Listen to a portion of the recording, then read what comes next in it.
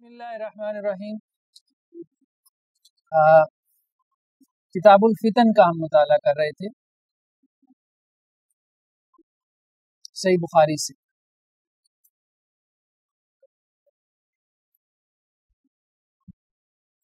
تو last time شاید یہ حدیث ہم نے پڑھ لی تھی حضرت عمر رضی اللہ عنہ کے حوالے سے 7096۔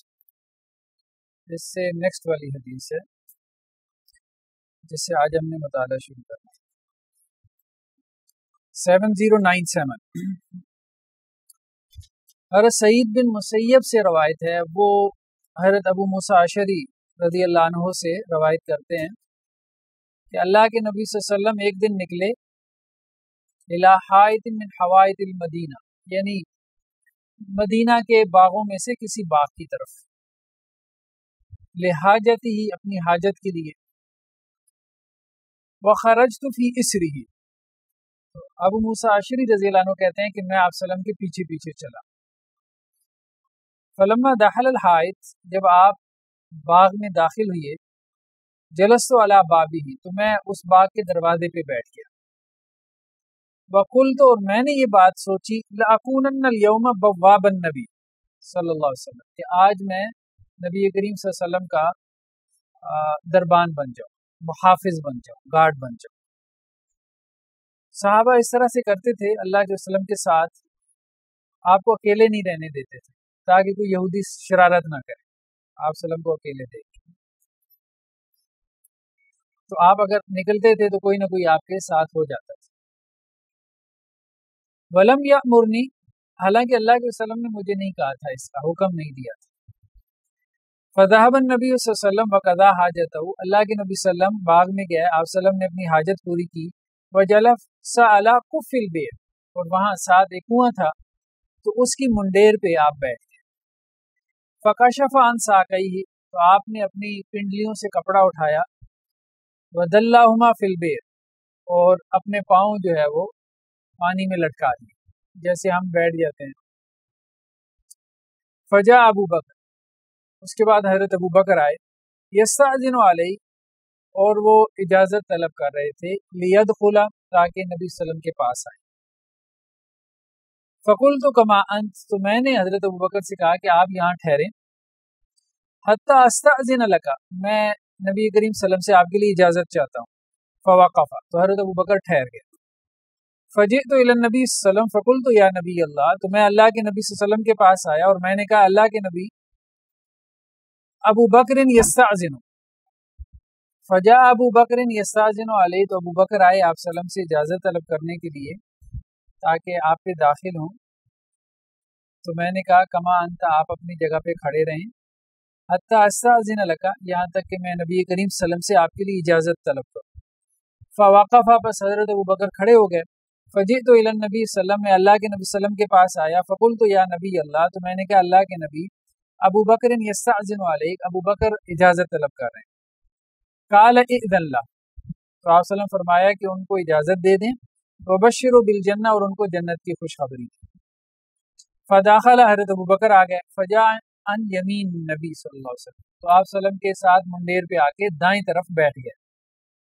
فکشف عن ساقیہ، انہوں نے بھی اپنی پنڈلیوں سے کپڑا اٹھایا، ودلہما فی البئر، اور اپنے دونوں پاؤں کنویں میں ڈال دیے۔ فجاء عمر، حضرت عمر آئے، فقلت کما انت، تو میں نے ان سے بھی یہی کہا کہ آپ اپنی جگہ کھڑے رہیں یہاں تک کہ میں اللہ کے نبی صلی اللہ علیہ وسلم سے اجازت طلب کروں۔ تو فقال النبی صلی اللہ علیہ وسلم ائذن لہ وبشروا بالجنہ، تو اللہ کے نبی صلی اللہ علیہ وسلم نے حضرت عمر کے بارے میں بھی کہا کہ ان کو اجازت دیں اور انہیں جنت کی خوشخبری دیں۔ فجاء عن یسار النبی صلی اللہ علیہ وسلم، تو وہ اللہ کے نبی صلی اللہ علیہ وسلم کے بائیں طرف سے آئے، فکشف عن ساقیہ فدلہما فی البئر، تو انہوں نے بھی اپنی پنڈلیوں سے کپڑا اٹھایا اور آپ صلی اللہ علیہ وسلم کے ساتھ کنویں میں پاؤں لٹکا کے بیٹھ گئے۔ فامتلأ القف، اب آپ صلی اللہ علیہ وسلم کے ساتھ جو منڈیر تھی وہ بھر گئی۔ فلم یکن فیہ مجلس، اب بیٹھنے کی جگہ نہیں تھی، ساری بات ہے دائیں بائیں۔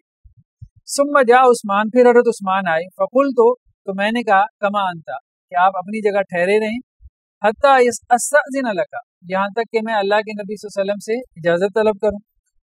فقال النبی صلی اللہ علیہ وسلم ائذن لہ، تو اللہ کے نبی صلی اللہ علیہ وسلم نے کہا کہ بھئی آپ اجازت دے دیں ان کو، وبشروا بالجنہ، اور ان کو جنت کی خوشخبری دے دیں۔ معہ بلاء یصیبہ، اور ساتھ میں انہیں یہ بھی بتائیں کہ ایک مصیبت ہے جو ان کو پہنچے. فدخل تو حضرت عثمان آئے. فلم یجد معهم مجلسا تو انہوں نے اللہ کے نبی صلی اللہ علیہ وسلم کے ساتھ بیٹھنے کی جگہ نہیں پائی. فتحول تو انہوں نے ایک چکر لگایا. حتی جاء مقابلہم کہ وہ آپ صلی اللہ علیہ وسلم کے سامنے آ گئے. علی شفۃ البئر اور کنویں کے کنارے سامنے آ کے بیٹھ گئے. فکشف عن ساقیہ تو انہوں نے اپنی پنڈلیوں سے کپڑا اٹھایا. ثم دلاہما فی البئر پھر ان کو جو ہے وہ کنویں میں لٹکا دیا. فجعلت اتمنى اب حضرت ابو موسیٰ اشعری کہتے ہیں کہ میرے دل میں یہ خواہش پیدا ہوئی. اخن لی کہ میرا ایک بھائی ہے. وعد اللہ ان یأتی تو میں یہ دعا کرنے لگا کہ آج تو جنت کی خوشخبریاں مل رہی ہیں وہ بھی آ ہی جائے. قال ابن المسیب تو ابن مسیب یہ کہتے ہیں سعید بن مسیب جو کہ تابعین ہیں. فتأولت ذلك قبورهم اجتمعت میں نے اس حدیث کی یہ تعویل کی ہے کہ ان دونوں حضرات کی قبریں اللہ کے وسلم کے ساتھ ہوں گی دائیں بائیں. حضرت ابوبکر اور حضرت عمر جس طرح سے وہ آ کے بیٹھے اسی طرح سے ان کی قبریں آپ صلی اللہ علیہ وسلم کے ساتھ بنیں گی. ہا ہونا مطلب ادھر ادھر. ون فرد عثمان اور حضرت عثمان کی قبر علیحدہ بنے گی. تو بہرحال یہ اب ہم کتاب الفتن کا مطالعہ کر رہے ہیں. تو کتاب الفتن میں اب امام بخاری جو ہے جو احادیث لے کے آئے ہیں انہوں نے خاص طور پہ یہ جو جنگیں ہوئی ہیں حضرت عثمان رضی اللہ عنہ کے بعد جنگ جمل ہے جنگ صفین ہے اس کو وہ کتاب الفتن میں لے کے آئے ہیں کہ یہ گویا کہ وہ پہلا بہت بڑا فتنہ تھا یعنی مسلمانوں کے اندر خانہ جنگی یا آپ کہہ لیں کہ بہت بڑی آزمائش تھی کہ جس میں مسلمان مبتلا ہوئے. تو اب انہوں نے اس حوالے سے جو احادیث جمع کی ہیں اب یہاں سے انہوں نے سٹارٹ لے لیا نا حضرت عثمان رضی اللہ عنہ سے کہ اللہ کے رسول صلی اللہ علیہ وسلم نے کہا کہ بھائی ایک آزمائش آئے گی آپ کے اوپر. ٹھیک ہے اب وہ آزمائش کیا تھی تو اس کے حوالے سے وہ آگے پھر جو ہے وہ روایات لے کے آئے.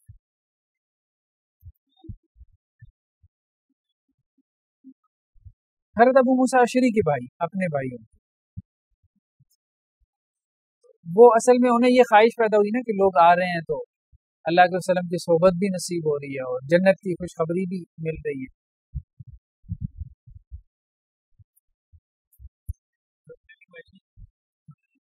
ہاں اپنے لیے نہیں بھائی کے لیے. بشر بن خالد نے مجھ سے روایت کیا وہ یہ کہتے ہیں کہ ہمیں محمد بن جعفر نے خبر دی شعبہ سے اور وہ سلیمان سے کہ میں نے ابو وائل سے سنا قال قیل لاسامہ اسامہ بن زید سے یہ بات کہی گئی. اسامہ بن زید بن حارثہ جو رسول اللہ صلی اللہ علیہ وسلم کے منہ بولے بیٹے تھے اڈاپٹڈ سن تھے پھر ان کے بیٹے ہیں اسامہ بن زید. اسامہ بن زید سے یہ کہا گیا الا تکلم ھذا تو ان سے بات کیوں نہیں کرتا یعنی لوگوں نے اسامہ بن زید سے یہ بات کہی کہ تم حضرت عثمان سے بات کرو.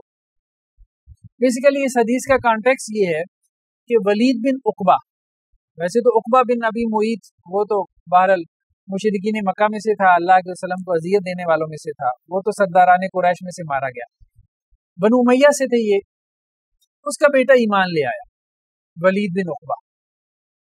تو ولید بن عقبہ کو حضرت عثمان رضی اللہ عنہ نے گورنر بنایا تھا. اس کے اوپر شراب کی جو ہے وہ الزام لگا یا تہمت لگی. حضرت عثمان رضی اللہ عنہ نے جو ہے وہ شروع میں اس کے اوپر حد جاری نہیں کی بعد میں حد جاری کر دی تھی. حد شروع میں اس لیے نہیں جاری کی کہ گواہی دینے پہ کوئی آمادہ نہیں تھا. بعد میں بھی دو لوگوں نے آ کے گواہی دی ہے وہ بھی ایک نے کہا کہ مطلب دونوں نے یہ نہیں کہا کہ ہم نے پیتے ہوئے دیکھا ان دونوں نے بھی یہ نہیں کہا. ایک نے کہا کہ میں نے اس کو کہہ کرتے دیکھا ہے ٹھیک ہے اور دوسرے نے بھی اس طرح کی بات کی وہ بھی اس سے ہلکی بات تھی. تو خیر اس کے اوپر پھر حضرت عثمان رضی اللہ عنہ نے حد نافذ کر دی تھی. لیکن ابھی یہ جو معاملہ ہے یہ اس وقت کا ہے کہ جب لوگ کہہ رہے ہیں کہ شراب پی ہے ٹھیک ہے لیکن گواہی دینے کو کوئی آمادہ نہیں. تو حضرت عثمان رضی اللہ عنہ اس پہ حد نہیں لگا رہے تو بھائی اتنا ہے تو آ کے گواہی دو کہ تم نے اس کو دیکھا ہے پیتے ہوئی. اب اس میں کچھ لوگوں نے اپروچ کیا حضرت اسامہ بن زید کو کہ آپ حضرت عثمان سے اس معاملے میں کیوں نہیں بات کرتے کہ اس پہ حد نافذ کریں. تو انہوں نے کیا جواب دیا قال قد کلمتہ میں نے عثمان سے بات کی ہے میں حضرت عثمان سے بات کر چکا ہوں. ما دون ان افتح بابا اکون اول من یفتح، میں نہیں چاہتا کہ میں وہ دروازہ کھولوں اور وہ دروازہ کھولنے والا پہلا میں ہوں، یعنی شر کا دروازہ۔ اگر تم کہتے ہو کہ حضرت عثمان سے بات کرنی چاہیے تو وہ تو میں نے کر لی ہے، لیکن جس طرح سے تم چاہتے ہو میں بات کروں تو وہ شر اور فساد کا دروازہ کھولنے والی بات ہے، میں وہ کام نہیں کرنا چاہتا۔ وما انا بالذی اقول لرجل بعد ان یکون امیرا علی رجلین، اور میرا معاملہ یہ نہیں ہے کہ میں کسی بندے سے کہوں جو کہ دو بندوں کے اوپر امیر ہے، انت خیر بعد ما سمعت من رسول اللہ صلی اللہ علیہ وسلم یقول، یعنی ایک آدمی جو دو بندوں کے اوپر امیر ہے اس کو میں کہوں کہ یار تو بڑی شے ہے، تو میں ایسا جو ہے وہ خوش آمدی بھی نہیں ہوں، ٹھیک ہے، کہ عمراء کی جو ہے وہ خوش آمد کروں۔ دوسرا یہ ہے کہ میرا معاملہ یہ بھی نہیں ہے کہ میں نے اللہ کے رسول صلی اللہ علیہ وسلم سے سنا کہ آپ صلی اللہ علیہ وسلم نے فرمایا یجاؤ برجل، ایک آدمی کو لایا جائے گا قیامت والے دن، فیطرح فی النار، اس کو آگ میں پھینک دیا جائے گا، فیطحن فیہا کطحن الحمار، تو وہ اس میں ایسے گھومے گا جیسے گدھا جو ہے وہ چکی کے گرد گھومتا ہے، کطحن الحمار برحا، فیطیف بہ اہل النار فیقولون ای فلان الست کنت تأمر بالمعروف وتنہی عن المنکر، تو اب اہل جہنم جو ہے وہ اس کے گرد چکر لگائیں گے، طواف کریں گے مطلب اس کا، اور اسے کہیں گے کہ تو فلاں نہیں ہے کہ امر بالمعروف اور نہی عن المنکر کا کام کرتا تھا، لوگوں کو معروف کا حکم دیتا تھا، منکر سے منع کرتا تھا، تو وہ کہے گا انی کنت امر بالمعروف، میں معروف کا حکم دیتا تھا، ولا افعل، لیکن خود معروف کرتا نہیں تھا، وانہی عن المنکر، اور میں منکر سے منع کرتا تھا، وافعل، اور خود اس کا ارتکاب کرتا تھا۔ وہ ایک اضافی بات تو یہاں سے یہ معلوم ہوئی کہ جو دوسروں کو معروف کا حکم دے اور منکر سے روکے اور خود نہ کرے تو وہ جہنم کے عذاب میں پھنسے گا، ٹھیک ہے، وہ ایسے جو ہے وہ اپنی انتڑیوں کے گرد، اس کی انتڑیاں اس کے پیٹ سے نکلیں گی اور ایسے انتڑیوں کے گرد چکر لگائے گا جیسے کوئی گدھا جو ہے وہ اپنی چکی کے گرد چکر لگا رہا ہوتا ہے۔ لیکن حضرت اسامہ بن زید نے یہاں پہ یہ بات کیوں کہی؟ انہوں نے یہ بات کہی ہے کہ دیکھو میں نے اللہ کے وسلم سے یہ حدیث سنی ہے، ٹھیک ہے، تو اگر میں لوگوں کو امر بالمعروف نہی عن المنکر کا حکم دیتا ہوں تو خود بھی اس پہ عمل کرتا ہوں، تو تمہاری نصیحت کی ضرورت نہیں ہے کہ میں عثمان کو سمجھاؤں، تمہاری نصیحت سے پہلے مجھے اپنی ذمہ داری کا احساس ہے، تو نہ تو میں خوش آمدی ہوں کہ میں حکمرانوں کے قریب ہو کے ان کی خوش آمد کروں، تو نہ میں ایسا ہوں کہ مطلب مداہنت اختیار کروں امر بالمعروف نہی عن المنکر میں، کوئی سستی کروں اپنا فریضہ سر انجام دینے میں۔ میں نے جس طرح سے ان سے گفتگو کی مجھے لگتا ہے کہ اسی طرح سے گفتگو کرنی چاہیے، ٹھیک ہے؟ تو یہاں گویا کہ امام بخاری اس طرف اشارہ کر رہے ہیں کہ جب فتنہ جو ہے نکلتا ہے نا، باب الفتنہ التی تموج کموج البحر، فتنہ وہ جب آتا ہے سمندر کی لہروں کی طرح، پھر اس وقت جو ہے امر بالمعروف نہی عن المنکر، دعوت، تبلیغ، یہ جو فرائض ہیں ان میں بہت حکمت سے کام لینے کی ضرورت ہے، یعنی اس طرح سے امر بالمعروف نہی عن المنکر کا کام نہ کرے کہ خود وہ فتنہ جو ہے وہ اس کو ہوا مل جائے، ٹھیک ہے، بات جو ہے وہ آگے بڑھ جائے، تو یہ نہیں ہونا چاہیے۔ نیکسٹ حدیث میں کیا ہے؟ حضرت حسن وہ حضرت ابو بکرہ سے روایت کرتے ہیں رضی اللہ عنہ، وہ یہ کہتے ہیں لقد نفعنی اللہ بکلمۃ، اللہ نے مجھے ایک بات سے بڑا فائدہ پہنچایا۔ بعض اوقات کوئی بات ہوتی ہے نا انسان کو اس سے بڑا فائدہ پہنچتا ہے، جیسے انسان کے دل میں جا کے وہ کھپ جاتی ہے۔ ایام الجمل، کہتے ہیں یہ جو جمل کا فتنہ یعنی جنگ جمل، ایک طرف حضرت عائشہ تھی، حضرت طلحہ تھے، حضرت زبیر تھے رضی اللہ عنہ، دوسری طرف حضرت علی تھے، تو کہتے ہیں ان دنوں میں جب مسلمان اس فتنے میں پڑے جنگ جمل میں، تو ان دنوں میں ایک کلام نے، ایک کلمے نے مجھے بہت فائدہ دیا۔ وہ کیا کلام تھا کہ لما بلغ نبی صلی اللہ علیہ وسلم، اللہ کے نبی صلی اللہ علیہ وسلم کو جب یہ خبر پہنچی ان فارسن ملکو ابنۃ کسریٰ، کہ اہل فارس نے کسریٰ کی بیٹی کو جو ہے وہ اپنا بادشاہ بنا لیا، ٹھیک ہے، تو آپ صلی اللہ علیہ وسلم نے کیا کہا؟ لن یفلح قوم ولوا امرهم امرأة، وہ قوم کبھی کامیاب نہیں ہوگی کہ جس نے کسی عورت کو اپنا امام بنا لیا، اپنا سپہ سالار بنا لیا، اپنا لیڈر یا اپنا سربراہ بنا لیا۔ تو حضرت ابو بکرہ جو ہیں یہ حضرت علی کی طرف بھی نہیں تھے، یہ بیسیکلی حضرت عثمان کی شہادت کے حوالے سے جو مطالبہ تھا یہ اس کے حامی تھے، پرجوش حامی تھے.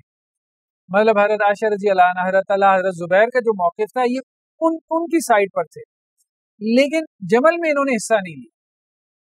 اور انہوں نے کہا کہ وہ میں نے حصہ کیوں نہیں لیا کہ یہ حدیث مجھے وہاں پہ بڑی کام ہے، کیونکہ وہ جنگ جمل میں جو معاملہ ہوا تھا وہ حضرت عائشہ رضی اللہ عنہ کی سربراہی میں، ان کی سرپرستی میں ہوا تھا. تو اب دیکھیں نا، اصل بات یہ ہے، ایک تو یہ ہے نا کہ یہ ایک واقعے کا بیان ہے، اہم بات اس میں یہ ہے کہ صحابہ فتنوں کے زمانے میں استدلال کیسے کرتے ہیں نبی کریم صلی اللہ علیہ وسلم کے قول سے، اپنے آپ کو فتنے سے کیسے بچاتے ہیں. یعنی آپ صلی اللہ علیہ وسلم کی ایک عمومی بات ہوتی ہے، اس عمومی بات سے استدلال کر کے اپنے آپ کو وہ دائیں بائیں نکال کے لے جاتے ہیں. یعنی آپ صلی اللہ علیہ وسلم کی ایک عمومی بات کو اپنے لیے ایک خاص فتنے میں رہنمائی بنا لیتے ہیں. یہ بیسیکلی امام بخاری اس قسم کی احادیث اس لیے لاتے ہیں نا کہ وہ بیسیکلی ساتھ ساتھ میں جو طرز استدلال ہوتا ہے صحابہ کرام کا، استدلال کس طرح سے کر رہے ہیں اس کو واضح کرتے ہیں. تو یہ بہت اہم چیز ہے.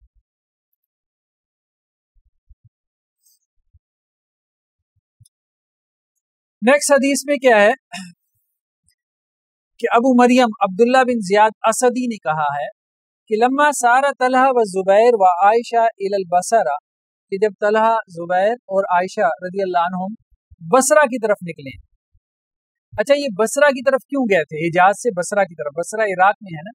بصرہ میں حضرت عثمان رضی اللہ عنہ کی حمایت پائی جاتی تھی. کوفہ میں زیادہ حمایت جو ہے وہ حضرت علی رضی اللہ عنہ کی تھی، اور شام میں حمایت زیادہ جو ہے وہ حضرت امیر معاویہ رضی اللہ عنہ کی تھی. تو مختلف علاقوں میں جو ہے وہ مختلف صحابہ کی حمایت تھی یا ان کے لیے ہمدردی موجود تھی. تو یہ لوگ بھی جو ہے اب اس مطالبے سے نکلے ہیں کہ حضرت علی رضی اللہ عنہ کو قصاص لینا چاہیے حضرت عثمان رضی اللہ عنہ کے قاتلوں سے، جو کہ حضرت علی رضی اللہ عنہ کے ہی ارد گرد تھے، ان کے لشکر میں تھے. تو یہ اب بصرہ کی طرف نکلے. باس علی عمار ابن یاسر و حسن ابن علی، تو حضرت علی نے جب یہ سنا تو حضرت علی نے کیا کیا کہ عمار بن یاسر کو اور حسن بن علی کو بھیجا کہ تم بھی بصرہ جاؤ، کوفہ جاؤ.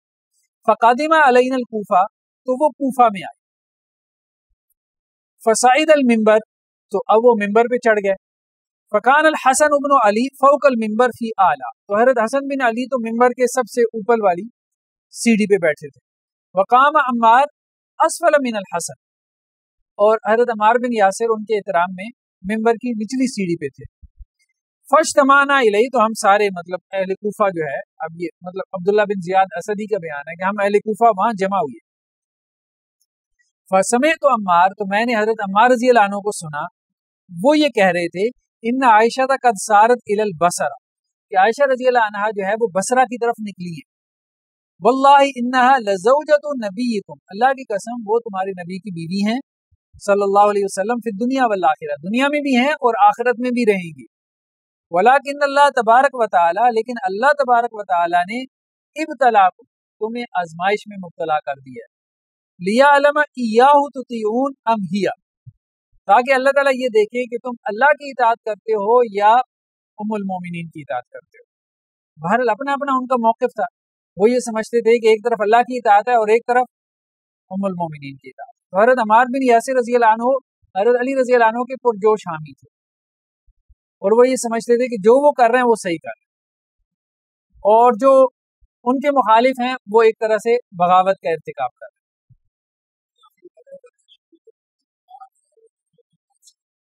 ٹکرا رہی ہے، وہ یہی کہہ رہے ہیں، وہ یہ کہہ رہے ہیں، ایسے ہی کہہ رہے ہیں.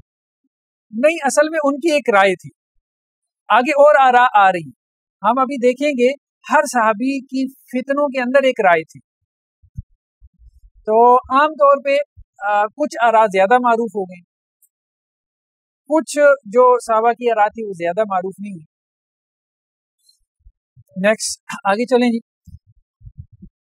حضرت ابو وائل سے یہ روایت ہے، قال عمار علی منبر الکوفہ فذکر عائشہ، کہ حضرت عمار بن یاسر جو ہیں رضی اللہ عنہ کوفہ کے منبر پہ کھڑے ہوئی ہے اور انہوں نے حضرت عائشہ رضی اللہ عنہا کا تذکرہ کیا، وذکر مسیرہا، اور یہ ذکر کیا کہ وہ روانہ ہو گئی، یعنی حجاز سے بصرہ کی طرف۔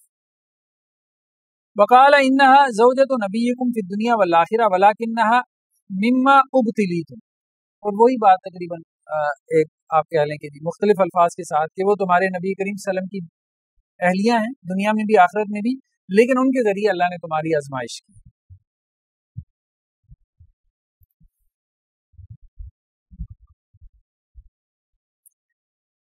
نیکسٹ روایت میں کیا ہے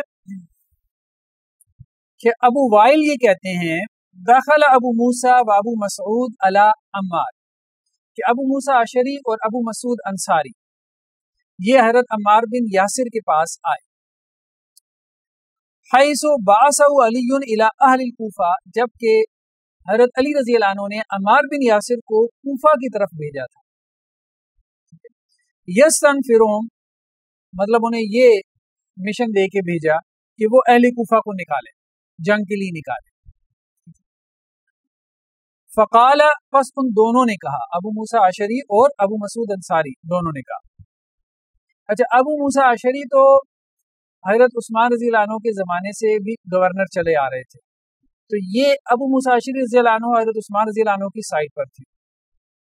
ابو مسعود انصاری جو ہیں یہ حضرت علی رضی اللہ عنہ کی سائڈ پر تھے، ٹھیک ہے، دونوں صحابی۔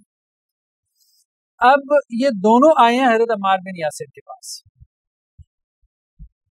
فقالا، پس دونوں نے کہا، اب یہ بات دونوں نے کہی، یعنی ایک حضرت عثمان کے ان کے حمایتی ہیں، ٹھیک ہے، جو حضرت طلحہ اور زبیر کا گروپ ہے، دوسرے حضرت علی رضی اللہ عنہ کا گروپ کے حمایتی۔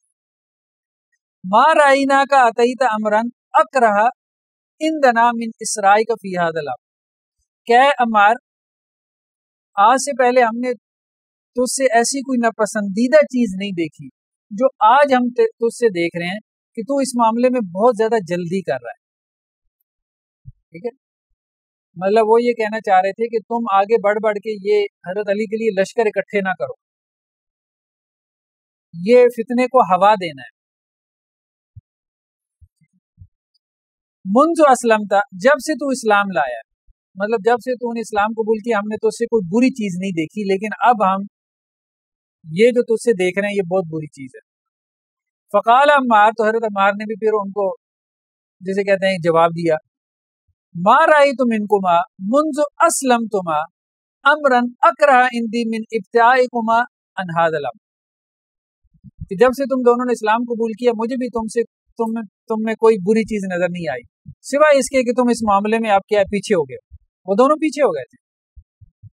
یعنی یہ ایک تیسرا نریٹو ڈیولپ ہو رہا تھا کہ نہ ہم نے ادھر شامل ہونا ہے نہ ہم نے ادھر شامل ہونا ہے، اپنی رائے رکھو بس اتنا کافی ہے، لیکن جنگ میں شامل نہ ہو۔ اور یہ نریٹو بہت قوی تھا۔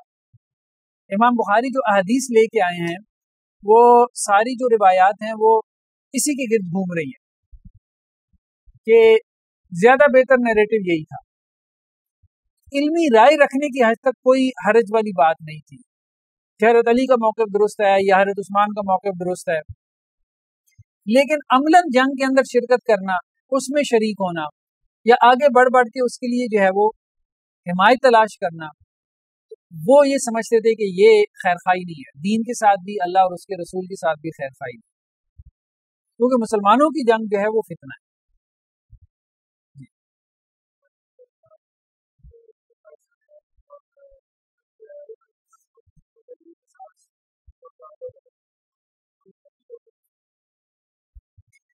حضرت علی رضی اللہ عنہ کا موقف یہ تھا کہ مجھے وقت چاہیے، اس کی وجہ یہ تھی کہ جو شر پسند عناصر تھے جنہوں نے حضرت عثمان رضی اللہ عنہ کو شہید کیا تھا، یہ اصل میں ٹولیاں تھیں، کچھ بصرہ سے آئے تھے، کچھ کوفہ سے آئے تھے اور کچھ مصر سے آئے تھے، مختلف شہروں سے آئے تھے۔ تو اب جب حضرت عثمان رضی اللہ عنہ کو شہید کر چکے تو اب ظاہری بات ہے کہ ان میں کچھ لوگ ایسے بھی تھے جن کی حمایت تھی اہل بیت کے ساتھ، تو انہوں نے حضرت علی رضی اللہ عنہ کو خلیفہ بنا دیا یا ان کی بیعت کر دی، لیکن صرف انہوں نے بیعت نہیں کی، بیعت پھر باقیوں نے بھی کر لی، کم از کم حجاز میں، اہل شام نے نہیں کی تھی، اس میں حضرت امیر معاویہ رضی اللہ عنہ کا ہولڈ زیادہ تھا، انہوں نے نہیں کی، لیکن یہ حجاز میں کم از کم بیعت ہوگی حضرت علی رضی اللہ عنہ۔ اب حضرت علی رضی اللہ عنہ کہتے تھے کہ میں کمزور ہوں سیاسی اعتبار سے، تم لوگ مجھے بیعت کر کے مضبوط نہیں کرو گے تو میں کیسے قصاص لوں گا۔ حضرت عثمان پہلے جو ہے وہ دارالخلافہ میں شہید ہو گئے، کیونکہ اکثر و بیشتر مسلمان سرحدوں پہ لڑ رہے تھے، وہ واپس بھی آ سکتے تھے، لیکن حضرت عثمان نے اس کو پسند نہیں کیا کہ میری وجہ سے لوگ سرحدوں پہ جنگ کو چھوڑ کے آئیں اور آپس میں لڑیں، تو انہوں نے کہا نہیں، انہوں نے اس کو پسند نہیں کیا، مطلب اپنی جان جو ہے وہ پیش کر دی۔ تو اب یہ بیسیکلی اختلاف تھا۔ پھر حضرت طلحہ اور حضرت زبیر نے بیعت کر لی، دونوں نے بیعت کر لی، حضرت علی کی بیعت کر لی اس بنیاد پہ کہ آپ کی سانس لیں گے، ہم آپ کو ٹائم دیتے ہیں۔ جب انہوں نے بیعت کر لی 4 ماہ کے بعد انہوں نے بیعت توڑ دی، انہوں نے کہا جی 4 ماہ بہت ٹائم ہے، آپ نے قصاص نہیں لی۔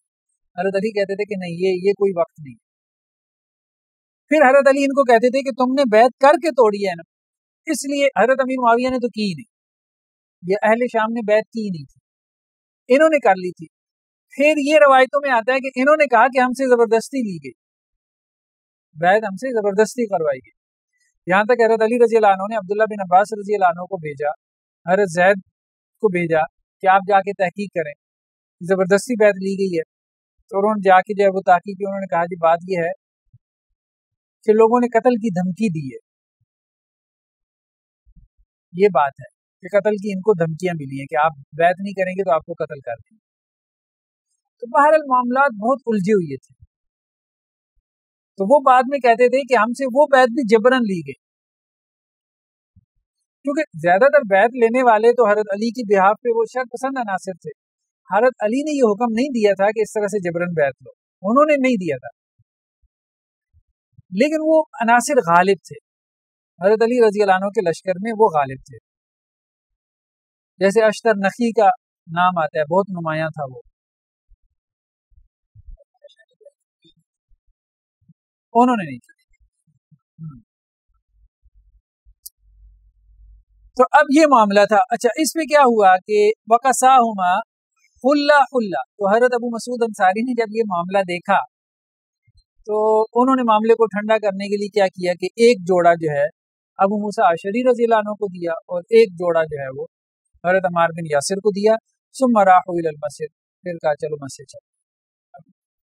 جی ہاں، تعلیف کی مطلب بات کو آپ ایک طرح سے آپ کہیں نا، وہ بزرگ صحابی تھے تو انہوں نے بات کو ذرا دبا دیا، ٹھنڈا کر دیا، یہ نہیں کہ آپ جواب میں وہ بھی کچھ کہہ سکتے تھے، لیکن انہوں نے بات کو بڑھا نہیں کیا، تحفہ دے کے جو ہے وہ بات کو ختم کر دیا۔ دوسری روایت بھی اسی سے ملتی جلتی ہے، ابھی وائل کہتے ہیں کہ ہاں ہاں ہاں صحابہ تک اس کی سند پہنچی۔ ابو موسیٰ اشعری اور ابو مسعود انصاری جو ہے وہ حضرت عمار بن یاسر کے پاس آئے جب حضرت علی رضی اللہ عنہ نے انہیں کوفہ کی طرف بھیجا تھا کہ وہ لوگوں کو نکالیں، یعنی جنگ جمل کے لیے نکالیں۔ فقال، تو دونوں نے کہا حضرت عمار بن یاسر سے کہ ہم نے تیرے اندر کوئی بھی ایسی ناپسندیدہ چیز نہیں دیکھی جب سے تو نے اسلام قبول کیا ہے، سوائے اس کے کہ تو اس معاملے میں جلدی کر رہا ہے۔ تو عمار بن یاسر نے کہا کہ میں نے بھی تم دونوں بھائیوں میں کوئی ناپسندیدہ چیز نہیں دیکھی جب سے تم دونوں نے اسلام قبول کیا، سوائے اس کے کہ تم اس معاملے میں پیچھے رہ رہے ہو۔ تو انہوں نے پھر ان کو جو ہے وہ یہ وہی سب میرے خیال میں وہی روایت آ گئی، وہی روایت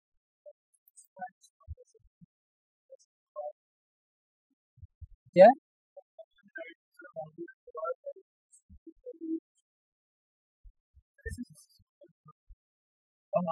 ہاں ویسے تھوڑا سلو کر دیں اگر،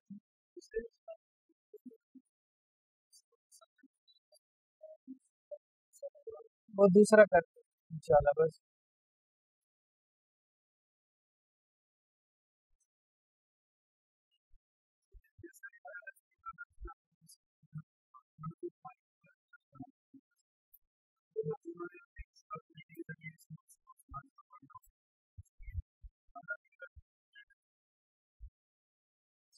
حضرت علی رضی اللہ عنہ کو بھی لوگوں نے منتخب کیا تھا،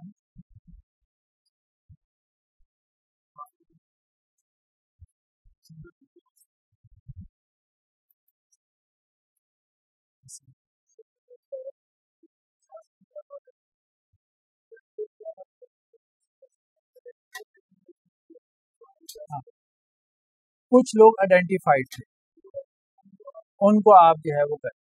کچھ لوگ آئیڈینٹیفائڈ تھے جو سرغنے تھے نا، تو وہ روایتوں میں ملتے ہیں، ان کے نام باقاعدہ ملتے ہیں، پورے شجرے ان کے موجود ہیں، آئیڈینٹیفائڈ. اصل میں وہی تو منتخب کرنے والے تھے. ہاں، اصل بات یہ کہ آپ مطلب اس بات کو سمجھنے کی کوشش کریں نا، پاسبل نہیں ہے، یہ پاسبل نہیں ہے، ممکن نہیں.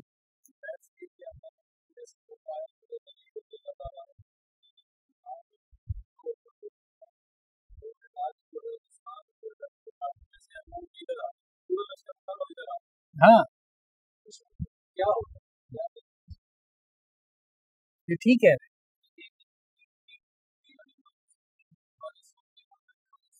وہ سارے اصل میں یک زبان ہو کے کہتے تھے ہم سارے قاتل عثمان. تو حضرت علی کیا کرتے؟ سارے لشکر سے کیسے بدلا لیتے؟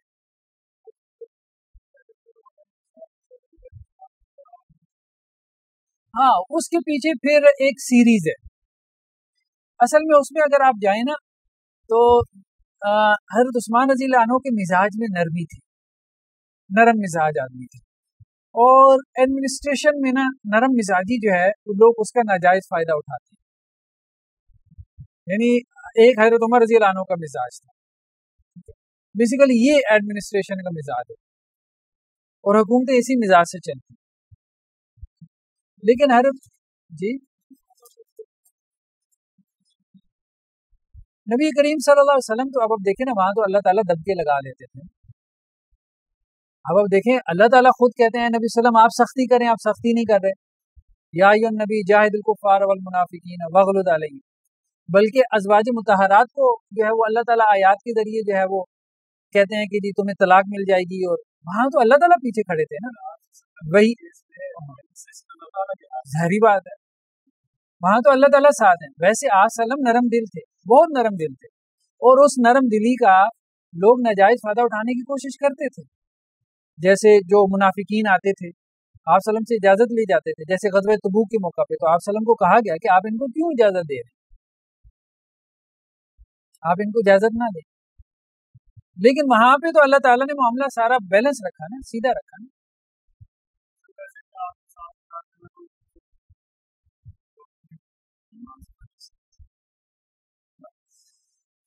تو یہ نیکسٹ روایت ہے، اس میں وہی بات ہے کہ بس اس میں صرف اتنا اضافہ کیا کہ حضرت ابو مسعود وکان موسر، ان کے پاس جو ہے وہ مال و دولت کافی تھا، تو انہوں نے اپنے غلام سے کہا، لڑکے سے کہا کہ ہاتھ حلتین، دو جو ہے وہ اپنا لباس لے کے آؤ. ایک انہوں نے ابو موسیٰ اشعری کو دیا، دوسرا حضرت عمار بن یاسر کو دیا، اور پھر کہا کہ چلو جمعہ کی نماز کے لیے چلو. پیچھے حدیث کو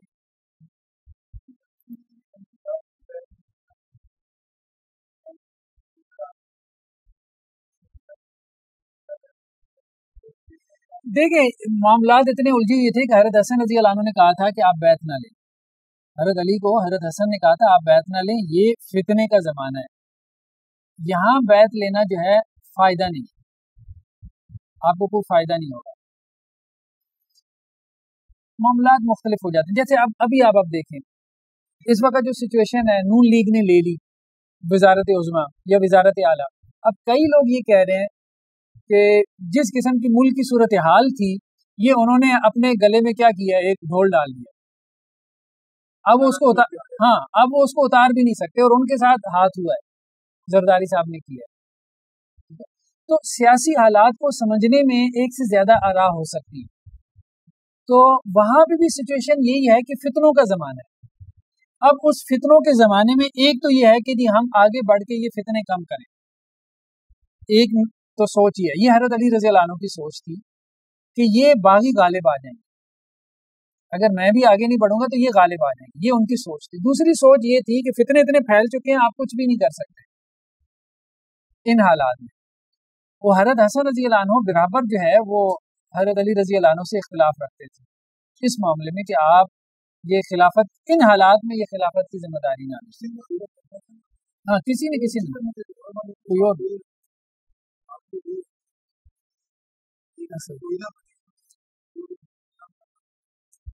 اس میں اصل میں معاملہ یہ بھی تھا کہ اگر کوئی اور شخصیت آ جاتی نا شاید اختلاف اور بڑھ جاتا. تو حضرت علی رضی اللہ عنہ کا معاملہ یہ بھی تھا کہ وہ جو 6 رکنی کمیٹی تھی نا اس میں حضرت عثمان کے بعد ان کا نمبر تھا، یعنی آخر میں 2 لوگ رہ گئے تھے. تو ذہنوں میں ایک چیز موجود تھی کہ جو ایک کینڈیڈیٹ ہے نا اس وقت سب سے سوٹیبل کینڈیڈیٹ وہ حضرت علی رضی اللہ عنہ، حضرت عمر رضی اللہ عنہ کی کمیٹی کے نتیجے میں. تو وہ چیز جو ہے وہ ان کے ساتھ جاتی تھی حضرت علی رضی اللہ عنہ.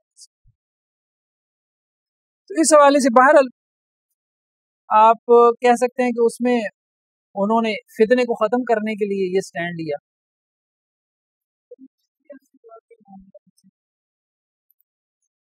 یہ تو زیادہ عرصہ تو نہیں، آپ یوں سمجھیں کہ کوئی ہجرت کے 36 سال.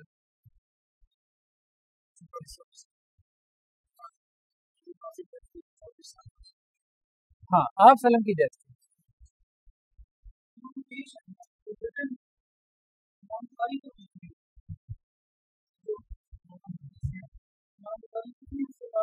یہ آپ سمجھیں کہ یہ روایات تو کوئی 200 سال بعد، لیکن اس سے پہلے بھی موجود ہے، ایسا نہیں اس سے پہلے بھی. امام بخاری سے پہلے بھی روایتیں موجود تھیں، لکھی ہوئی بھی موجود تھی. یہ اب آپ دیکھیں نا طبقات ابن سعد والے 150 میں تو ان کی وفات ہے یا پیدائش ہے، تو وہ اب 150 تو کچھ بھی نہیں، اور بہت معروف کتاب ہے طبقات ابن سعد. اسی طرح سے اور بھی لوگ ہیں، اب یہ چھپتی ہے پبلش ہوتی ہے. ہوتا امام مالک بھی ہے.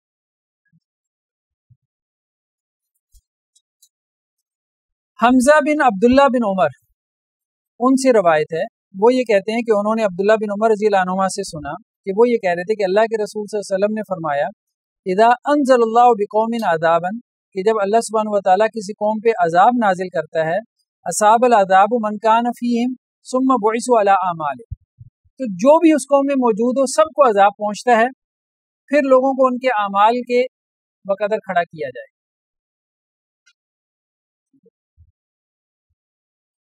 یعنی قیامت والے دن ان کے اعمال ان کی نیتوں کے حساب سے ان کے ساتھ معاملہ کیا جائے گا.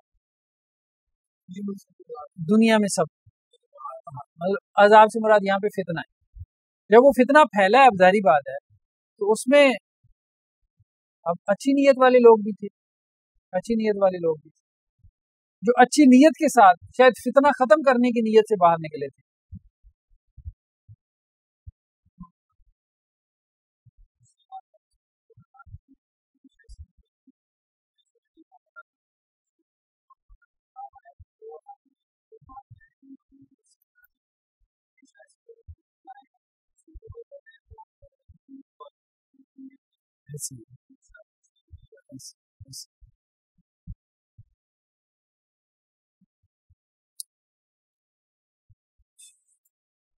نیکسٹ روایت کیا حضرت حسن بصری سے، وہ یہ کہتے ہیں لما سار الحسن ابن علی رضی اللہ عنہما الی معاویہ، جب حسن بن علی جو ہیں، یعنی ایک تو وہ جنگ جمل تھی نا، پھر اس کے بعد جنگ صفین بھی ہو گئی، پھر اب یہ اس کے بعد کا معاملہ ہے جب حضرت علی رضی اللہ عنہ کی شہادت ہو گئی. اس کے بعد کیا ہوا، حضرت حسن خلیفہ بنے حضرت علی رضی اللہ عنہ کے بعد، 6 ماہ تک خلافت ان کے پاس رہی. تو اب حضرت حسن بن علی جو ہیں یہ نکلے حضرت معاویہ کی طرف بالقطاع لشکر لے کے. قال عمرو بن العاص لمعاویہ ارا کتیبہ لا تولی حتی تدبر اخرى. عمر بن العاص یہ ساتھی تھے حضرت امیر معاویہ کے، تو انہوں نے کہا حضرت معاویہ سے کہ میں ایسے لشکر دیکھ رہا ہوں کہ وہ دوسرے کو شکست دیے بغیر واپس نہیں لوٹیں گے.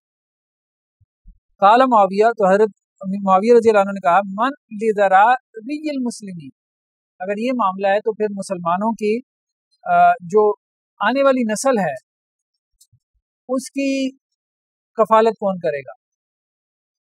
جنگ جمل بھی ہو گئی، صفین بھی ہو گئی، اب اس کے بعد اگر حضرت حسن کے ساتھ بھی یہ لڑائیاں ہماری چلتی رہتی ہیں تو پھر اتنے مسلمان قتل ہو جائیں گے کہ ان کے جو یتیم بچے ہیں ان کی کفالت کون کرے گا. فقال انا، تو انہوں نے کہا کہ میں. فقال عبداللہ بن عامر و عبد الرحمن بن سمرہ، تو عبداللہ بن عامر اور عبد الرحمن بن سمرہ جو حضرت امیر معاویہ کے ساتھ تھے، انہوں نے کہا نلقاؤ، ہم جا کے ملاقات کرتے ہیں حضرت حسن سے. फनक़ूल लहु सुल्ह और हम उनसे सुलह की बात करें। क़ाल अल हसन तो हज़रत हसन के पास आए तो हज़रत हसन ने कहा वलक़द समिअतु अबा बकरा कि मैंने ये हज़रत हसन बसरी, वो तो खैर गए उन्होंने हज़रत हसन से बात की, ये हज़रत हसन बसरी कि मैंने अबू बकरा से सुनी है ये बात। क़ाला बैन नबी सल्लल्लाहु अलैहि वसल्लम यख्तुबु जाल हसन के अल्लाह के नबी सल्लल्लाहु अलैहि वसल्लम हमारे दरमियान मौजूद थे, खुतबा दे रहे थे कि हज़रत हसन आए। फ़क़ाल नबी सल्लल्लाहु अलैहि वसल्लम तो अल्लाह के नबी सल्लल्लाहु अलैहि वसल्लम ने फरमाया इब्नी हादा सय्यद, मेरा ये बेटा सैयद है। वलअल्लाहु अन युस्लिह बिही बैन फ़िअतैन मिनल मुस्लिमीन, शायद इसके ज़रिए अल्लाह ताला मुसलमानों की दो ग्रोहों के दरमियान सुलह करवा दे। तो फिर वो सुलह हो गई थी। उसमें यह है कि हज़रत हसन रज़ी अल्लाह अन्हु ने कहा कि बाज़ दूसरी रिवायात में है सही बुखारी की कि हमारा जो है ना इस पे बहुत खर्च आया है, या हमारे साथ जो लोग हैं, अब ज़ाहिर बात है उन्होंने बहुत कुछ खर्च किया है। तो हज़रत अमीर मुआविया ने कहा कि उनका खर्चा मैं दे देता हूँ। तो हज़रत अमीर मुआविया ने उसके लिए पे किया। कुछ और भी शराइत थी, बल्कि बाद रवायात में ये भी है कि हज़रत अमीर मुआविया ने खाली कागज़ भेज दिया था और कहा था कि आप दस्तबरदार हो जाएं, इस पे जो लिख के दे दें मैं मान लेता हूँ। खैर बहरहाल उसके बाद फिर उसमें कुछ इख्तलाफ भी हुआ, लेकिन यह था कि उन्होंने जो माली अखराजात थे वो उन्होंने पे कर दिए, अदा कर दिए।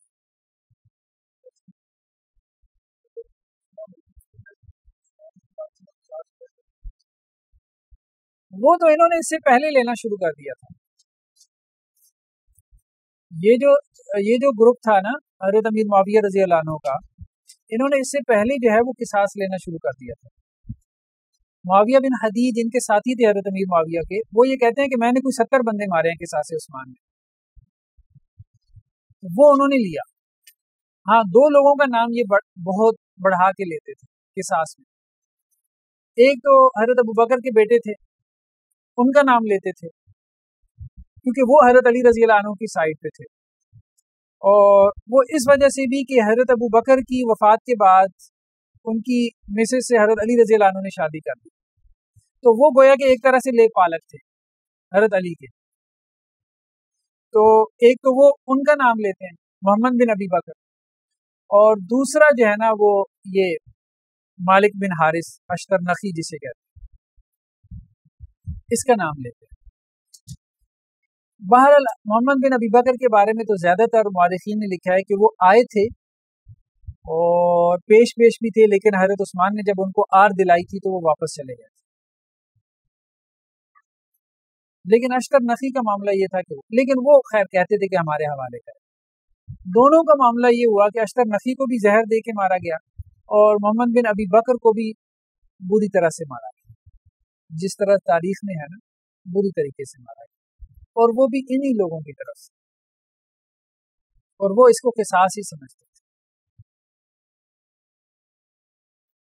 तो वो एक्टिव रहे इस हवाले से, वो एक्टिव रहे।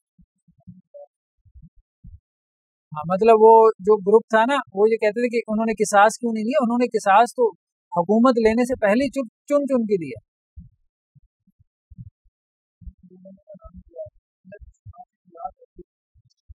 हाँ, ये हज़रत उस्मान, ये हज़रत उस्मान रज़ी अल्लाह अन्हु के खिलाफ एक्टिव थे, बल्कि हज़रत अम्मार बिन यासिर का नाम भी आता है, ये भी हज़रत उस्मान रज़ी अल्लाह अन्हु के खिलाफ एक्टिव थे। बहरहाल देखिए, फितना जब फैलता है ना तो कुछ लोग, मुखलिस लोग भी उसका शिकार हो जाते हैं। इख्तिलाफ में असल में बेसिकली तो इल्ज़ामात थे। उनमें एक बड़ा इल्ज़ाम ये था कि आप अपने रिश्तेदारों को नवाज रहे। हज़रत उस्मान का कहना ये था कि ये जो मैं उनको देता हूँ अपने माल से देता हूँ, बैतुल माल से नहीं देता। तो बहरहाल एक बंदे की जितनी खिदमात है इस्लाम के लिए, उसका इतना कहना काफ़ी है।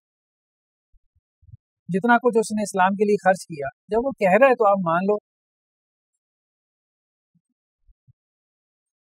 लेकिन यह है कि लोग नहीं मानते थे। नहीं, एक तो मालो दौलत का भी था, दूसरे ओहदों का भी था, ओहदों का भी था, ओहदों का भी था। लेकिन असल में मामला ये था कि जो ओहदे थे ना हज़रत उस्मान रज़ी अल्लाह अन्हु के ज़माने में, ये ज़्यादातर वो थे जो पीछे से चले आ रहे थे, हज़रत अबू बकर हज़रत उमर के ज़माने से अहलियत की बुनियाद पे थे। حضرت امیر معاویہ رضی اللہ عنہ کو جو شام کی گورنری ملی ہے یہ سب سے پہلے حضرت عمر نے دی ہے، پھر حضرت عثمان نے اس کو باقی رکھا، بس اتنی سی بات۔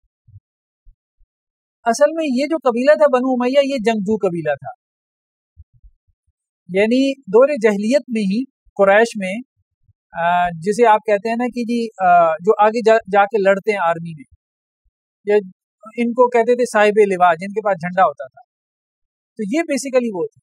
بنو ہاشم تو نرم خو لوگ تھے، نرم دل تھے، وہ زیادہ ویلفیئر کا کام کرنے والے تھے، مطلب حاجیوں کو پانی پلانا، یہ کام زیادہ تر سکایا جیسے اللہ کے وسلم کے چچاؤں کے پاس تھا، حاجیوں کو پانی پلانا۔ تو یہ جو ڈپارٹمنٹ تھا جنگ کا، ملٹری انٹیلیجنس کا، یہ بنو امیہ کے پاس شروع سے تھا، اس لیے یہ آخر تک اسلام نہیں لائے، یعنی ان کی میجورٹی، یہ لوگ ڈٹے رہے نا۔ ابو سفیان وغیرہ اب آپ دیکھیں نا کہ یہی تو تھے جو اب فتح مکہ میں بھی لیڈ کر رہے ہیں، اور خندق میں بھی لیڈ کر رہے ہیں، احد میں بھی لیڈ کر رہے ہیں، اور بدر میں بھی قافلہ یہی بچا کے لے کے آئے۔ تو یہ جنگجو قبیلہ تھا، صلاحیتیں تھیں، مطلب یہ نہیں تھا کہ ان کے اندر لیڈرانہ صلاحیتیں نہیں تھیں۔ ہاں آپ یوں کہہ سکتے ہیں کہ شاید ان کے اندر اتنی نیکی نہیں تھی جتنی بنو ہاشم میں تھی، ان میں وہ تقویٰ نہیں تھا، لیکن عہدوں کے لیے، گورنری کے لیے تقوی سے زیادہ جس صلاحیت کی ضرورت تھی وہ ان میں تھی، جنگجوانہ صلاحیت یا ایڈمنسٹریشن کی صلاحیت۔ باقی یہ بنو ہاشم جیسے نیک نہیں تھے، یہ بات درست ہے، یہ بنو ہاشم جیسے نیک نہیں تھے۔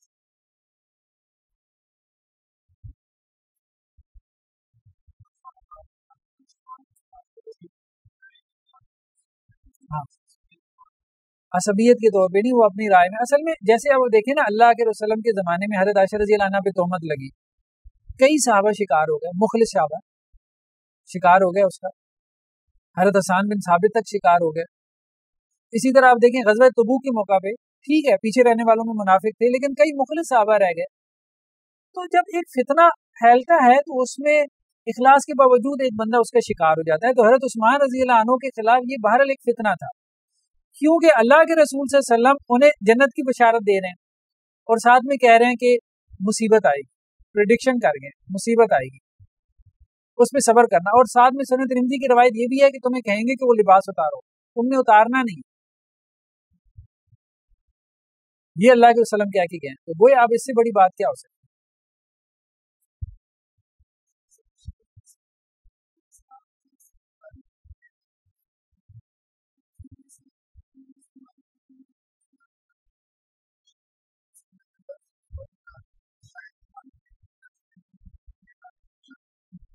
بعض دوسری روایات میں بھی آتا ہے، بعض دوسری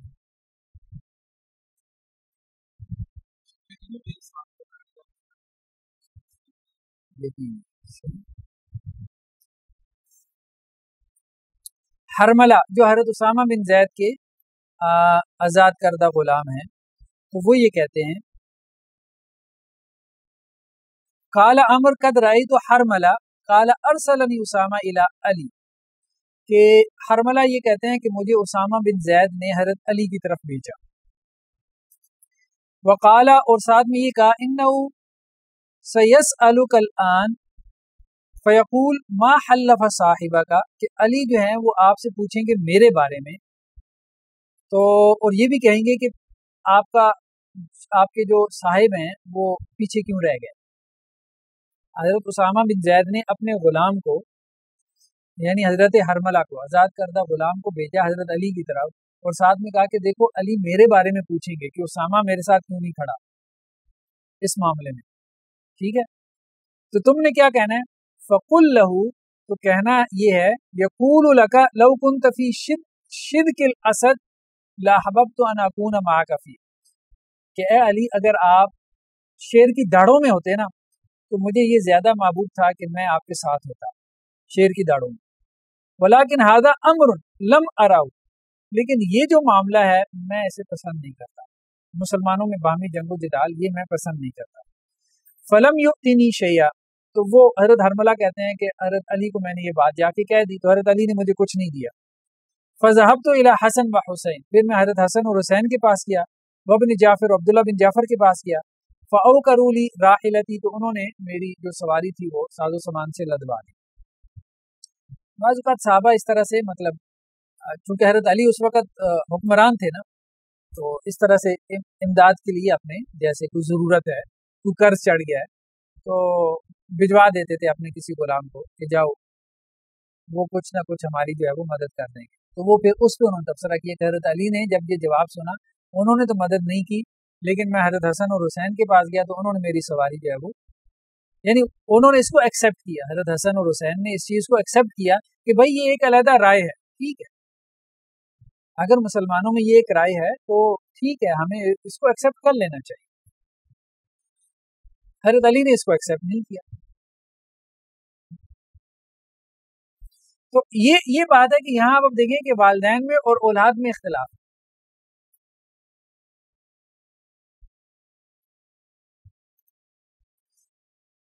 تو حضرت علی یہ کہہ رہے تھے کہ ہمارے ساتھ آ کے کھڑے ہو جاؤ، گویا کہ ان کا نیریٹو یہ تھا، یا ادھر یا ادھر. تو حضرت حسن اور حسین کہہ رہے تھے کہ نہیں، جو لوگ اگر دائیں بائیں بھی ہو رہے ہیں تو ٹھیک ہے، ان کا موقف ہے، ضروری نہیں کہ لوگ ہمارے ساتھ آ کے کھڑے ہوں، ہمیں اس پہ مجبور نہیں کرنا چاہیے.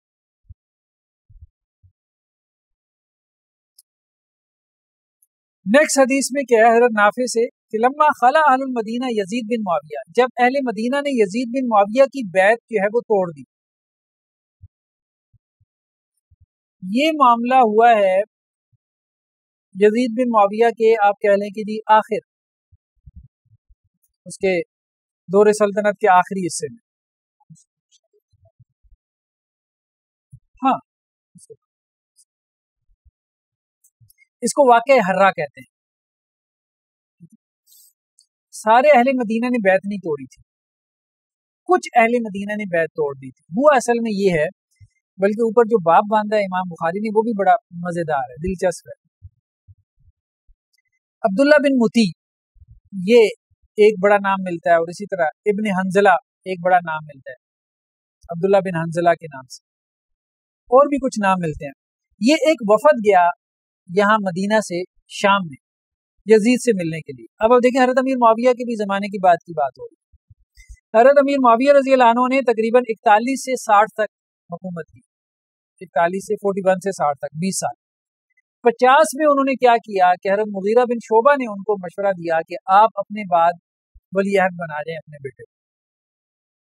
تو حضرت امیر معاویہ نے حمایت ڈھونڈنا شروع کر دی، مختلف مدینہ میں ادھر ادھر لوگوں سے مشورے شروع کر دیے، اور ولی عہد نامزد کر دیا تھا 50 میں. مشاورت کے بعد کیا تھا، اگرچہ اس میں کچھ لوگوں نے مخالفت بھی کی تھی، مخالفت کرنے والے لوگ تھے اس میں، جیسے عبد الرحمن بن ابی بکر، حضرت ابو بکر کے بیٹے تھے، اور لیکن کم لوگوں نے مخالفت کی، زیادہ لوگوں نے اس کو ایکسیپٹ کر لیا کہ اتنا جنگ و جدال ہو چکا ہے، فائدہ نہیں ہے.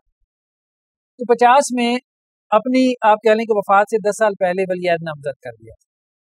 پھر اس کے بعد پھر یزید بن گیا. اب یہ معاملہ اس کے آخر دور کا ہے کہ کچھ اہل مدینہ گئے ہیں. اب ناپسندیدگی تو تھی، ظاہری بات ہے، پیچھے حضرت حسین رضی اللہ عنہ کی مظلومانہ شہادت بھی ہوئی ہے اور بھی. اب جب وہ گئے ہیں تو وہاں جا کے انہوں نے باتیں کچھ کی ہیں یزید کے ساتھ. جب واپس آئے ہیں تو انہوں نے اہل مدینہ سے کچھ باتیں کی اور کہا کہ ہم نے اس کی بیعت توڑ دی. تو عبداللہ بن متی وغیرہ نے کہا کہ یزید تو شراب پیتا ہے اور نماز بھی نہیں پڑھتا، یہ آ کے انہوں نے باتیں کی اور ہم اس کی بیعت توڑ رہے ہیں، اس کے خلاف بغاوت کر رہے ہیں. اب یہ وہ معاملہ ہے کہ حضرت عبداللہ بن عمر کو خبر ہوئی، وہ مدینہ کے اندر ہے. تو انہوں نے کیا کیا، جمع ابن عمر حاشمہ و والدہ، تو انہوں نے اپنے غلاموں کو اور اپنے بچوں کو جمع کیا. فقال، اور کہا، انی سمعت النبی صلی اللہ علیہ وسلم، میں نے اللہ کے نبی صلی اللہ علیہ وسلم سے سنا، یقول، آپ صلی کہہ رہے تھے، ینصب لکل غادر لواء یوم القیامہ، قیامت والے دن ہر جو غدر کرنے والا ہے اس کے لیے ایک جھنڈا نصب کیا جائے گا. یعنی غدر سے مراد یہاں پہ وہی بات ہے کہ بیعت کر کے توڑنے والا. وَإِنَّا قَدْ بَايَعْنَا هَذَا الرَّجُلَ عَلَى بَيْعِ اللَّهِ وَرَسُولِهِ، ہم نے اس آدمی کی بیعت کی ہے اللہ اور اس کے رسول کی بیعت کے نام پہ. وَإِنِّي لَا أَعْلَمُ غَدْرًا أَعْظَمُ مِنْ أَنْ يُبَايَعَ رَجُلٌ عَلَى بَيْعِ اللَّهِ وَرَسُولِهِ، اور مجھے نہیں معلوم اس سے بڑا غدر کیا ہو سکتا ہے، خیانت کیا ہو سکتی ہے کہ اللہ اور اس کے رسول کے نام پہ جو ہے وہ ایک آدمی سے بیعت کی جائے اور پھر ثم ينصب له القتال، پھر اس کے لیے قتال شروع کر دیا جائے، یعنی اس کے خلاف.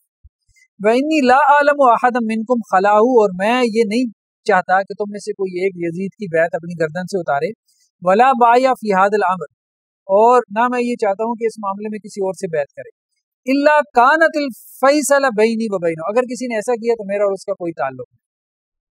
بلکہ بعض صحیح بخاری کی روایات میں ہے کہ حضرت عبداللہ بن عمر خود عبداللہ بن مطیع کے پاس چل کے بھی گئے اور اسے سمجھایا، اور عبداللہ بن مطیع بعض جو ہے نا وہ روایات میں یہ بھی ملتا ہے کہ عبداللہ بن مطیع جو ہے اس نے محمد بن حنفیہ سے کہا، محمد بن حنفیہ حضرت علی کے بیٹے تھے، کہ یزید کی بیعت جو ہے توڑ دو، میرے ساتھ مل جاؤ، ہم بغاوت کرتے ہیں۔ تو انہوں نے کہا کیوں؟ اس نے کہا کہ وہ نماز نہیں پڑھتا، شراب پیتا ہے۔ تو محمد بن حنفیہ نے کہا کہ میں اس سے ملا ہوں، نہ میں نے اسے شراب پیتے دیکھا ہے اور نہ میں نے اسے دیکھا ہے کہ وہ نماز چھوڑتا ہو، میں نے اسے نماز پڑھتے بھی دیکھا ہے، میں تمہاری گواہی کو قبول نہیں کرتا۔ تو یہ معاملات تھے بہرحال، اللہ بہتر جانتا ہے کہ اس میں کس حد تک سچائی تھی، لیکن امام بخاری نے جو باب باندھا ہے نا وہ اس لحاظ سے ہے کہ وہ تان کر رہے ہیں ان کے اوپر جنہوں نے بغاوت کی تھی اہل مدینہ میں سے، کہ باب اذا قال عند قوم شیئا، جب ایک قوم کے پاس جاتا ہے یعنی حکمران کے پاس، تو پھر وہاں تو جا کے کوئی کام کر کے آتا ہے، کوئی بات کہتا ہے، ثم خرج، پھر جب اس کے پاس سے نکل گیا، فقال بخلافی، پھر اس کے خلاف کہنا شروع ہو گیا، یعنی اس کے پاس جا کے تو آپ نے اس کی خوشامد کی ہے، اس کی بیعت کر کے آ گئے، پھر واپس آئے تو اب اس کے خلاف بیان بازی شروع کر دی، یہ غدر ہے، یہ جائز نہیں۔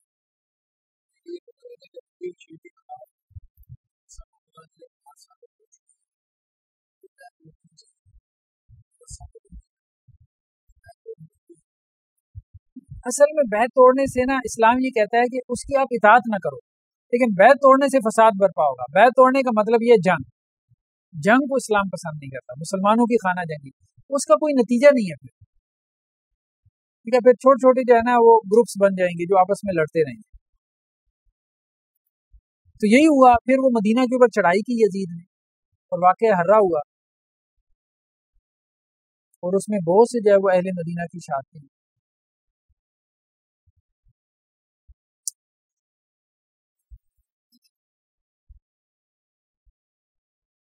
حضرت ابو منہال سے ہے، قال لما کان ابن زیاد و مروان بالشام، کہ جب ابن زیاد اور مروان جو ہے یہ شام میں تھے، مروان بن حکم، و وصب ابن زبیر بمکہ، اور عبداللہ بن زبیر جو ہے انہوں نے مکہ میں مطلب خروج کیا یا اٹھ کھڑے ہوئے مکہ میں۔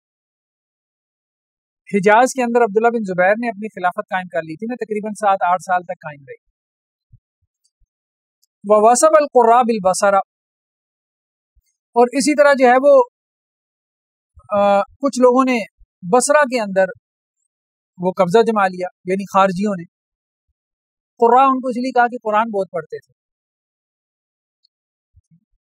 وہ جیسے روایات میں آتا ہے نا کہ قرآن ایسے پڑھیں گے اور قرآن پڑھتے ایسے روئیں گے کہ جیسے ان کے یہاں گالوں پہ جیسے وہ نشان بن جاتے تھے، رو کے اتنا روتے تھے قرآن پڑھتے تھے۔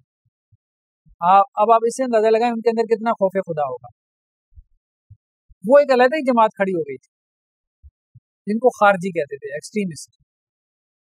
انہوں نے بصرہ پہ قبضہ کر لیا، حجاز میں حضرت عبداللہ بن زبیر آ گئے، ادھر شام میں مروان بن حکم تھا، وہی پھر معاملہ پھر جو ہے وہ کیا ہوا، ٹکڑیوں میں بٹ گیا، آپس میں پھر لڑنا شروع ہو گیا۔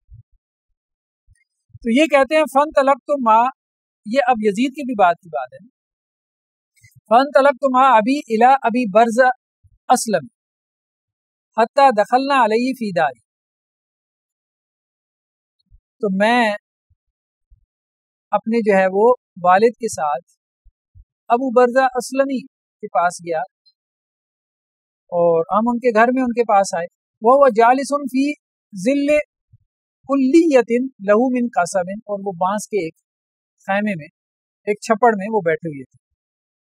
فجلسنا الیہ، تو ہم آپ کے پاس بیٹھ گئے۔ فانشا ابی یستطعم الحدیث، تو میرے والد نے ان سے جو ہے وہ سلسلہ گفتگو شروع کیا۔ فقال یا ابا برزہ، تو میرے والد نے کہا اے ابو برزہ، اب یہ بھی صحابی رسول ہے، الا تری ما وقع فی الناس، آپ نہیں دیکھ رہے لوگ کن چکروں میں پڑ گئے۔ فاول شیء سمعته تکلم به، تو پہلی بات جو میں نے ان کے منہ سے سنی وہ کیا تھی، انی احتسبت عند اللہ، انی اصبحت साहितन अला अहयाए कुरैश, मैं अल्लाह को गवाह बना के कहता हूँ कि मैंने कुरैश के कबीलों के ऊपर सुबह की है उनसे नाराजगी की हालत में। इन्नकुम या माशर अल अरब कुंतुम अलल हाल अल्लज़ी अलिमतुम मिन अज़िल्ला वल क़िल्ला वद्दलाला, ए अरब की जमात तुम उस हाल में थे जो तुम्हारे इल्म में है कि क्या जिल्लत थी, क्या रुसवाई थी, क्या तुम थोड़े थे, किस गुमराही में तुम पड़े थे। वइन्नल्लाह अनक़ज़कुम बिल इस्लाम, फिर अल्लाह ने तुम्हें इस्लाम की दौलत के जरिए उन सब गिराइयों से निकाला। और भी मोहम्मद सल्लल्लाहु अलैहि वसल्लम, फिर मोहम्मद सल्लल्लाहु अलैहि वसल्लम के जरिए तुम्हें हिदायत दी। हत्ता बालगा बिकुम मा तराउन, यहाँ तक कि तुम वहां पहुंच गए जहां तुम अपने आप को आज देख रहे हो। वहादिर दुनिया अल्लती अफसदत बैनकुम, और इस दुनिया ने तुम्हें फसाद में लगा दिया। इन ज़ाकल्लज़ी बिश्शाम वल्लाहि इन युकातिलु इल्ला अला दुनिया, अल्लाह की कसम जो शाम में है वो भी दुनिया के लिए लड़ रहा है। वइन्न हाउला इल्लज़ीना बैन अज़हुरिकुम वल्लाहि इन युकातिलूना इल्ला अला दुनिया, और ये जो तुम्हारे सामने बसरा में है ये भी अल्लाह की कसम दुनिया के लिए लड़ रहे हैं। वइन ज़ाकल्लज़ी बिमक्का वल्लाहि इन युकातिलु इल्ला अला दुनिया, और वो जो मक्का में अल्लाह की कसम वो भी दुनिया के लिए लड़ रहा है। अब ये भी एक राय थी, ये भी एक राय थी। तो इसमें मतलब सहाबा में एक बड़ी जमात थी जो ये चाहती थी कि इस सब से अलहदा होकर राज, ये फितना है मुसलमानों का बाहमी जंगो जदाल, इससे दूर होकर राज, और ये वही फितना है जिससे अल्लाह के रसूल ने डराया। ये गोया कि गोशा नसीब सहाबा थे। बाकी उनमें से कौन दुनिया के लिए लड़ा था कौन नहीं लड़ा था वो अल्लाह बेहतर जानता है। हज़रत हुज़ैफा बिन यमान से रवायत है, उन्होंने कहा कि इन्नल मुनाफिकीन अल-यौम शर्रुम मिनहुम अला अहदिन नबी सल्लल्लाहु अलैहि वसल्लम, कि आज के दौर के मुनाफिकीन अल्लाह के नबी सल्लल्लाहु अलैहि वसल्लम के ज़माने से बदतर है। क्यों? कानू यौमइदिन युसिरून वल यौम यजहरून, अल्लाह के नबी सल्लल्लाहु अलैहि वसल्लम के ज़माने में वो अपना निफाक छुपाते थे और आज जाहिर करते हैं। कि अल्लाह के नबी सल्लल्लाहु अलैहि वसल्लम के ज़माने में वो अपना निफाक छुपाते थे, ठीक है, यानी आप सल्लल्लाहु अलैहि वसल्लम से उनको नफरत या बुग़्ज़ महसूस होता था लेकिन बगावत नहीं करते थे। तो आज क्या है, आज अपने उस नफरत और बुग़्ज़ का इजहार करते हैं, लड़ाई शुरू करते हैं।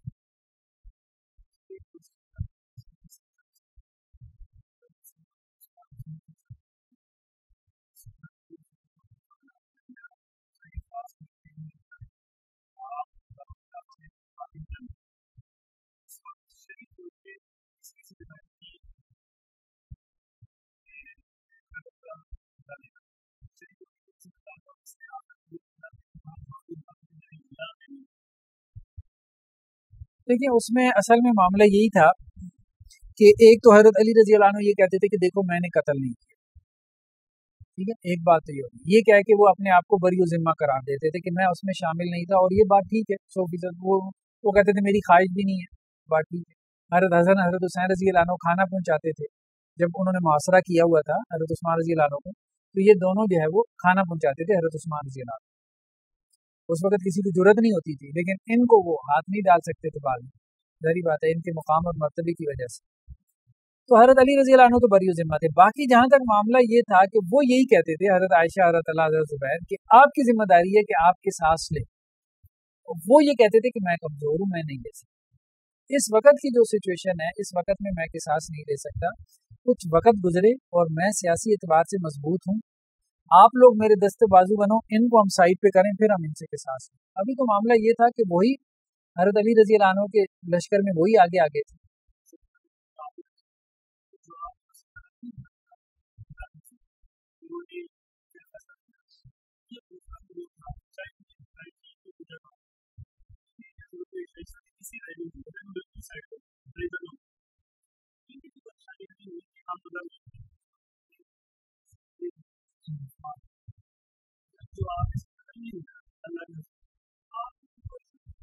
ये बात बिल्कुल ठीक है, हज़रत अली रज़ी अल्लाह अन्हु भी ये कहते थे, हज़रत अली रज़ी अल्लाह अन्हु भी ये कहते थे।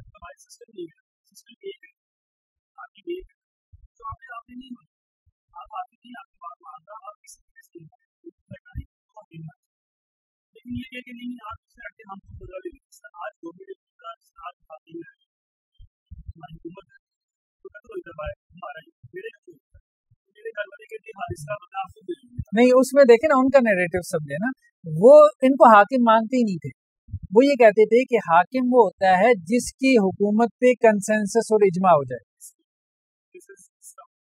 عوام کا.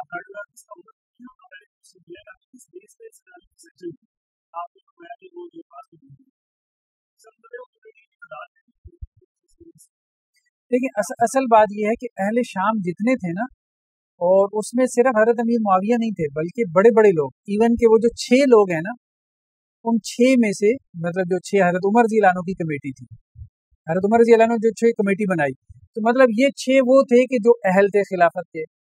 طلحہ اور زبیر تو ویسے ہی خلاف ہو گئے. سعد بن ابی وقاص نے بھی بیعت نہیں کی. عبد الرحمن بن عوف بھی سائڈ پہ ہو گئے. تو اس میں معاملہ یہ ہے کہ جو کبار صحابہ تھے وہ بھی بڑے بڑے، ہم دیکھ رہے ہیں اسامہ بن زید، یہ بھی سارے سائڈ پہ ہو گئے. انہوں نے بھی حضرت علی کی حمایت نہیں کی. مطلب ایک تو یہ تھا نا کہ جو اب آپ کہیں کہ اہل حل و عقد، جو مطلب اب ان 6 کو ہی ہم لے لیں، مطلب سب سے بہترین تو وہی ہوئی ہے نا جن کو حضرت عمر رضی اللہ عنہ چھوڑ کے چلے گئے. اب ان میں طلحہ اور زبیر خلاف کھڑے ہو گئے، 2 بندے خلاف. حضرت سعد بن ابی وقاص علیحدہ ہو گئے. بعد میں انہوں نے حضرت امیر معاویہ کی بیعت کر لی، حضرت علی کی نہیں کی. تو یہ معاملات جو ہے نا اصل میں الجھی ہوئی ہیں. پھر یہ معاملہ تھا کہ شام سارے کا سارا اس نے بیعت نہیں کی، تو اس لیے وہ یہ کہتے تھے چونکہ ہم نے بیعت ہی نہیں کی تو ہمارے حکمران کہاں سے ہو گئے. ہاں، جنہوں نے کر لیا ان کے حکمران ہو گئے، جنہوں نے کی نہیں ہے انہوں نے تو پیرالل اپنی ایک حکومت قائم کر لی نا. آپ سمجھ رہے ہیں؟ وہ تو کہہ رہے تھے کہ بھائی خلافتیں 2 ہیں، سلطنتیں 2 ہیں، ادھر تم ادھر ہم، ٹھیک ہے. حضرت امیر معاویہ نہیں، حضرت عائشہ رضی اللہ عنہا تو ان کا معاملہ علیحدہ تھا، یہ تو حجاز میں تھی. حضرت امیر معاویہ کا جو ہولڈ تھا وہ شام میں تھا، چونکہ حضرت عمر رضی اللہ عنہ کے زمانے سے وہ شام کے گورنر تھے. ٹھیک ہے. اس کے بعد بھی اب آپ دیکھتے ہیں کہ وہ دمشق میں تھا، یزید بھی جو آیا ہے نا وہ دمشق میں رہا ہے. حضرت علی رضی اللہ عنہ کا ہولڈ تھا کوفہ میں. اب درمیان میں کچھ علاقے ایسے تھے کہ جو آتے جاتے رہتے تھے دونوں کے پاس، بصرہ ہو گیا، مصر ہو گیا، کبھی ادھر کبھی ادھر. پھر یہ حجاز کا معاملہ بھی الگ تھا. حجاز میں بھی مطلب ہر قسم کی حمایت موجود تھی. تو حضرت عائشہ رضی اللہ عنہا یہاں سے حجاز سے گئی ہیں بصرہ، کیونکہ وہاں حضرت عثمان کی حمایت موجود تھی. حضرت علی جو ہے وہ کوفہ میں گئے. حضرت علی نے بھی بلکہ جن کو بھیجا ہے نا، حضرت عمار بن یاسر، حضرت حسن، وہ کوفہ میں ہی بھیجا. تو بہرحال یہ معاملات تھے کہ ہر ایک کے نا. اب پھر حضرت علی رضی اللہ عنہ نے جو حضرت امیر معاویہ رضی اللہ عنہ نے جو بھیجا حضرت علی رضی اللہ عنہ کی طرف، کہا کہ آپ قصاص نہ لیں، ہم یہ بات بھی مان لیتے ہیں، آپ وہ بندے ہمارے حوالے کر، ہم قصاص لے لیں جن بندوں کو ہم نامینیٹ کر رہے ہیں. وہ یہ کہتے تھے کہ دیکھو یہ کام ہوا ہے فتنے میں. جب فتنے میں ہوا ہے تو فتنے میں اب بہت سے لوگ فتنے کا شکار ہو گئے، جن کا جن ہجوم آتا ہے. اب اس ہجوم میں ہوتا یہی تھا کہ جب حضرت علی رضی اللہ عنہ ارادہ کرتے تھے قصاص لینے کا تو وہ سارا ہجوم کھڑا ہو جاتا تھا، ہم سارے شامل، لے لو قصاص. جنگ جمل میں بھی یہ ہوا. جنگ جمل میں ہوا یہ کہ حضرت علی رضی اللہ عنہ نے جب جا کے پڑاؤ ڈالا ہے وہاں، اور دوسری طرف ان کا لشکر تھا، تو دونوں میں صلح ہو گئی تھی. حضرت طلحہ، حضرت زبیر وغیرہ نے آمادہ کر لیا تھا حضرت علی کو کہ آپ فوراً قصاص لیں، معاملہ بگڑ جائے گا، نکل جائے گا، آپ کو فوراً قصاص لینا پڑے گا. تو حضرت علی رضی اللہ عنہ اس پہ تیار ہو گئے تھے. جب تیار ہو گئے تھے تو وہ اشتر نقی کو، اور جب دوسرے لوگوں کو یہ معلوم ہوئی تو انہوں نے کہا پھر ہم نے شہید کیوں کیا تھا حضرت عثمان کو؟ اگر ہم نے قتل ہونا تھا تو ہم نے یہ کام کیوں کیا تھا؟ پھر وہ رات کے اندھیرے میں انہوں نے تیر اندازی کی. حضرت علی کے لشکر میں سے وہ جو ایک ٹولہ تھا سرپسندوں کا، انہوں نے دوسرے لشکر پہ تیر اندازی کی رات کے اندھیرے میں. انہوں نے کہا کہ شاید حضرت علی نے حملہ کروا دیا، ہمارے ساتھ دھوکہ کیا. انہوں نے جواب میں حملہ کر دیا. اس طرح سے لڑائی ہوئی، اور اس لڑائی میں پھر ظاہری بات ہے حضرت علی رضی اللہ عنہ جیتے. پھر انہوں نے حضرت عائشہ رضی اللہ عنہ کو جو ہے وہ بڑے عزت اور احترام کے ساتھ واپس بھیجا. حضرت محمد بن ابی بکر کے ساتھ، وہ بھی حضرت علی کے ساتھ تھے. دیکھیں حضرت محمد بن ابی بکر وہ حضرت علی کے ساتھ ہیں. آپ ذرا آپ پولرائزیشن دیکھیں.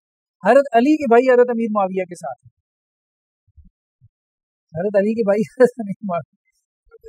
حضرت علی کے بھائی حضرت امیر معاویہ کے ساتھ کھڑے ہیں، اور حضرت عائشہ کے بھائی حضرت علی کے ساتھ کھڑے ہیں. تو پولرائزیشن دیکھیں. ہم اس میں جو ہے نا کچھ نہیں کہہ سکتے، کوئی فیصلہ نہیں دے سکتے. ہم زیادہ سے زیادہ یہ بات کہہ سکتے ہیں کہ اس میں مجھے یہی بات سمجھ میں آتی ہے. جیسے آج لوگ بڑے جذباتی ہو کے کہتے ہیں نا جی آپ اس وقت ہوتے تو کیا حضرت علی کے ساتھ نہ ہوتے. میرے خیال میں ہم شاید ان صحابہ کے ساتھ ہونے کو ترجیح دیتے جو سائڈ پہ ہو جاتے تھے، یہ کہہ کے کہ یار یہ مسلمانوں کا جنگ و جدال ہے، ہمیں اس میں نہیں پڑے، یہ فتنہ ہے. یہی تو امام بخاری نے اس کو فتن میں شامل کیا، اور فتنے سے بچنے کا حکم ہے، فتنے میں شامل ہونے کا حکم نہیں. اب کون کہہ سکتا ہے کہ یہ فتنہ نہیں تھا؟ دیکھیں ہمیں یہ باتیں ہضم ہی نہیں ہوتی، ہم ان کو جسٹیفائی نہیں کر سکتے کہ صحابہ کرام کی جماعت اور آپس میں جو ہے وہ لڑ پڑے اس طرح سے، ہم جسٹیفائی نہیں کر سکتے.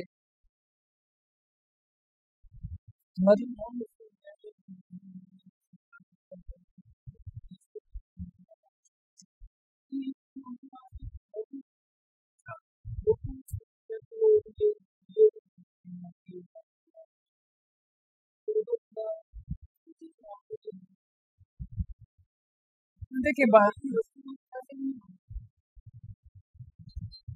بہرحال اصل میں یہ ہے کہ آزمائش پڑ گئی، بس اللہ نے آزمائشوں کے لیے تو دنیا میں بھیجا ہے. سب کچھ ہی سیدھا سادہ ہوتا پھر ظاہری بات ہے دنیا گزارنے کا مزہ بھی نہ تھا.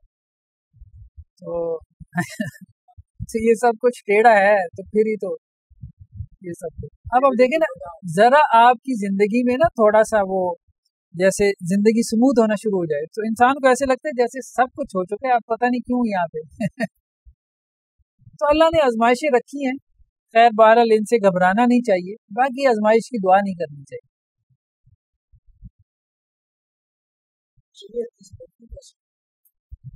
کون سی؟ ہاں یہ صحابی کا قول ہے.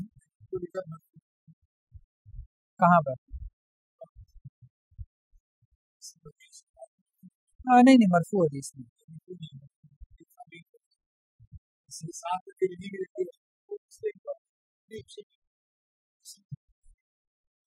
وہ خیر بہرحال وہ دیکھیں غلطیاں تو کچھ ہو جاتی ہیں ان سے.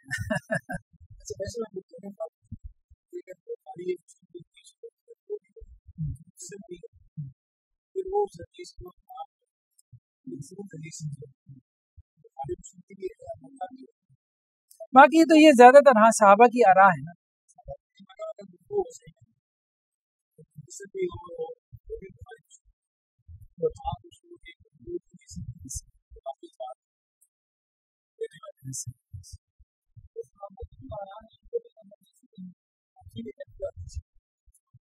صحابہ کی آراء کو بھی احادیث ہی کہتے ہیں، یا بعض لوگ آثار بھی کہہ دیتے ہیں، حدیث کہنے میں بھی حرج نہیں.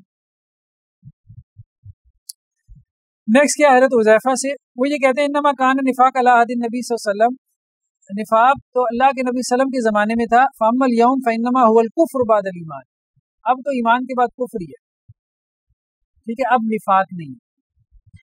تو خاص طور پہ انہوں نے وہی اشارہ کیا نا امام بخاری نے اس سے کہ اب تو مطلب حکمران کا جو قلادہ جو بیعت ہے وہ جب آپ نے اپنی گردن میں ڈال دی ہے نا تو پھر اس کو اتارنا یہ ایک طرح کا کفر ہے جو کفر تک پہنچا دے گا.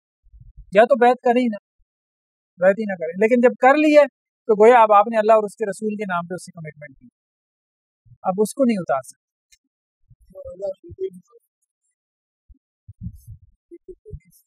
پھر آپ یوں ہی کہیں گے نا کہ آپ لیکن اس زمانے میں مطلب بیعت اتارنے کا مطلب یہ ہوتا تھا بغاوت، لڑائی ایسے.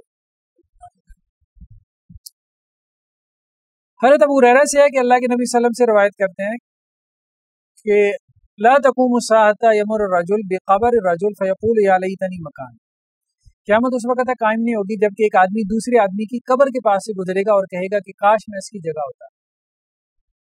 ٹھیک ہے، اور صحیح مسلم کی روایت میں ہے کہ یہ اس وجہ سے نہیں کہے گا کہ اس کو کوئی دین پہ عمل مشکل لگ رہا ہوگا، یہ اصل میں بیسیکلی اس کی دنیا کی آزمائش ہوگی،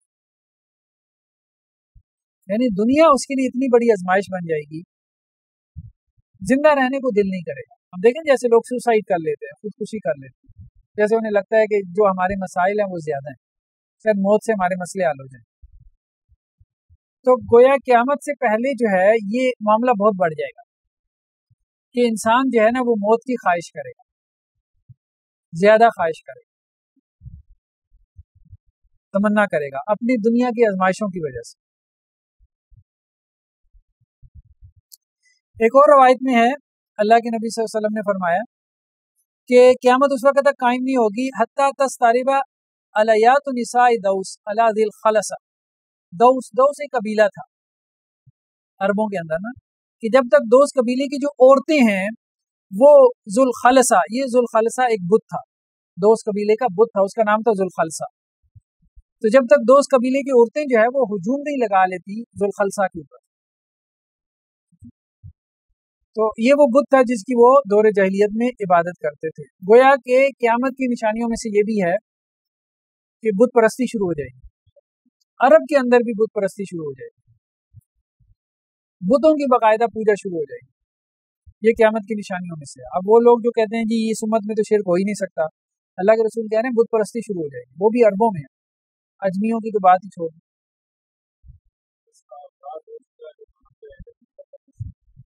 مندر بننا شروع ہو گئے، صحیح کہہ رہے ہیں۔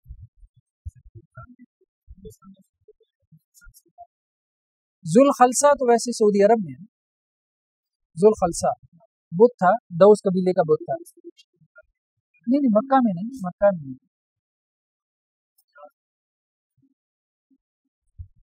جہاز میں۔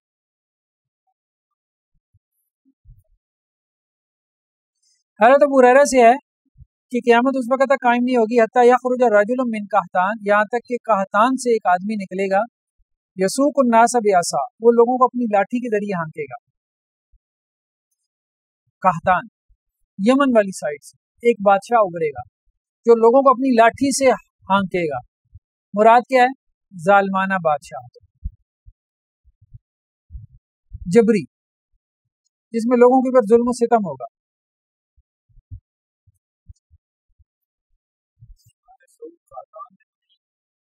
نہیں یہ قحطانی نہیں، قحطانی جو ہے نا اور ہے۔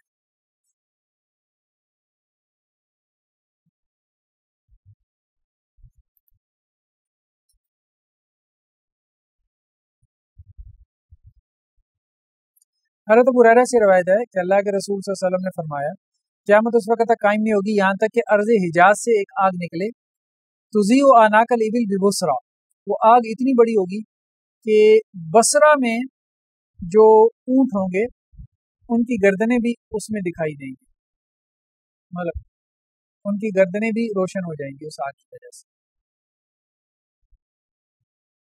یہ بھی آگ سے مراد آگ ہی ہے، حجاز سے نکلے گی۔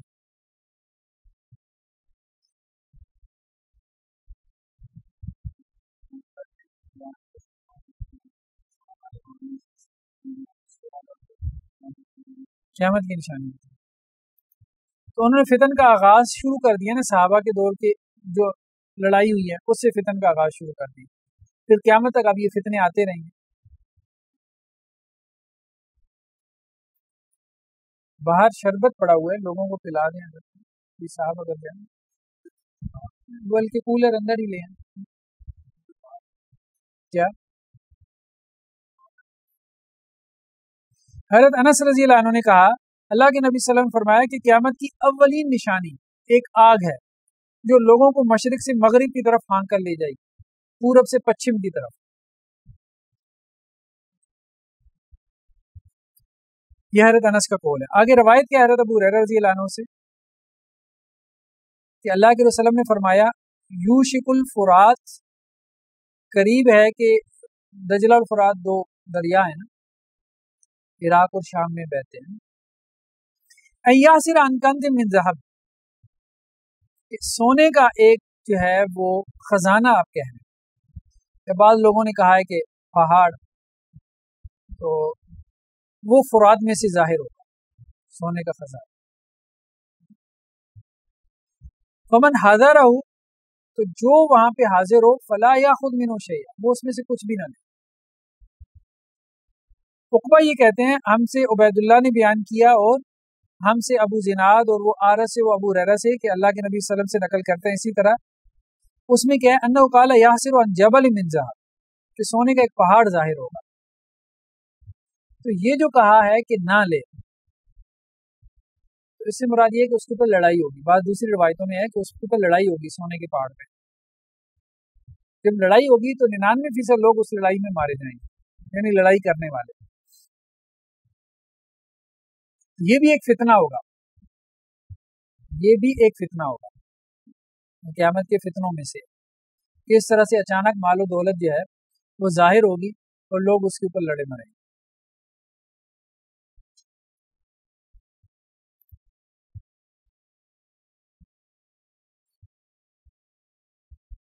حضرت حارثہ بن وہب سے ہے کہ میں نے اللہ کے رسول سے سنا کہ آپ صلی اللہ علیہ وسلم فرما رہے تھے تصدقوا، صدقہ کرو. فسیاتی علی الناس زمان، کہ عنقریب ایک ایسا زمانہ آنے والا ہے یمشی الرجل بصدقتہ، کہ ایک آدمی صدقہ لے کے پھرے گا، فلا یجد من یقبلها، لیکن کوئی اس کو قبول کرنے والا نہیں ہوگا. اس سے مراد وہی ہے کہ مال و دولت کی فراوانی بہت ہو جائے گی. یہ بھی فتنہ ہے نا، یہ بھی فتنہ ہے، مال و دولت کی فراوانی کا بہت ہو جائے. فتنے سے مراد آزمائش.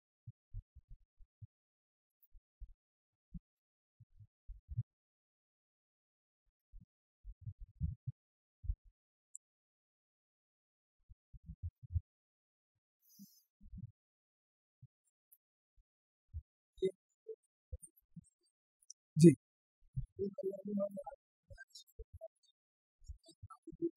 ضرورت ہے.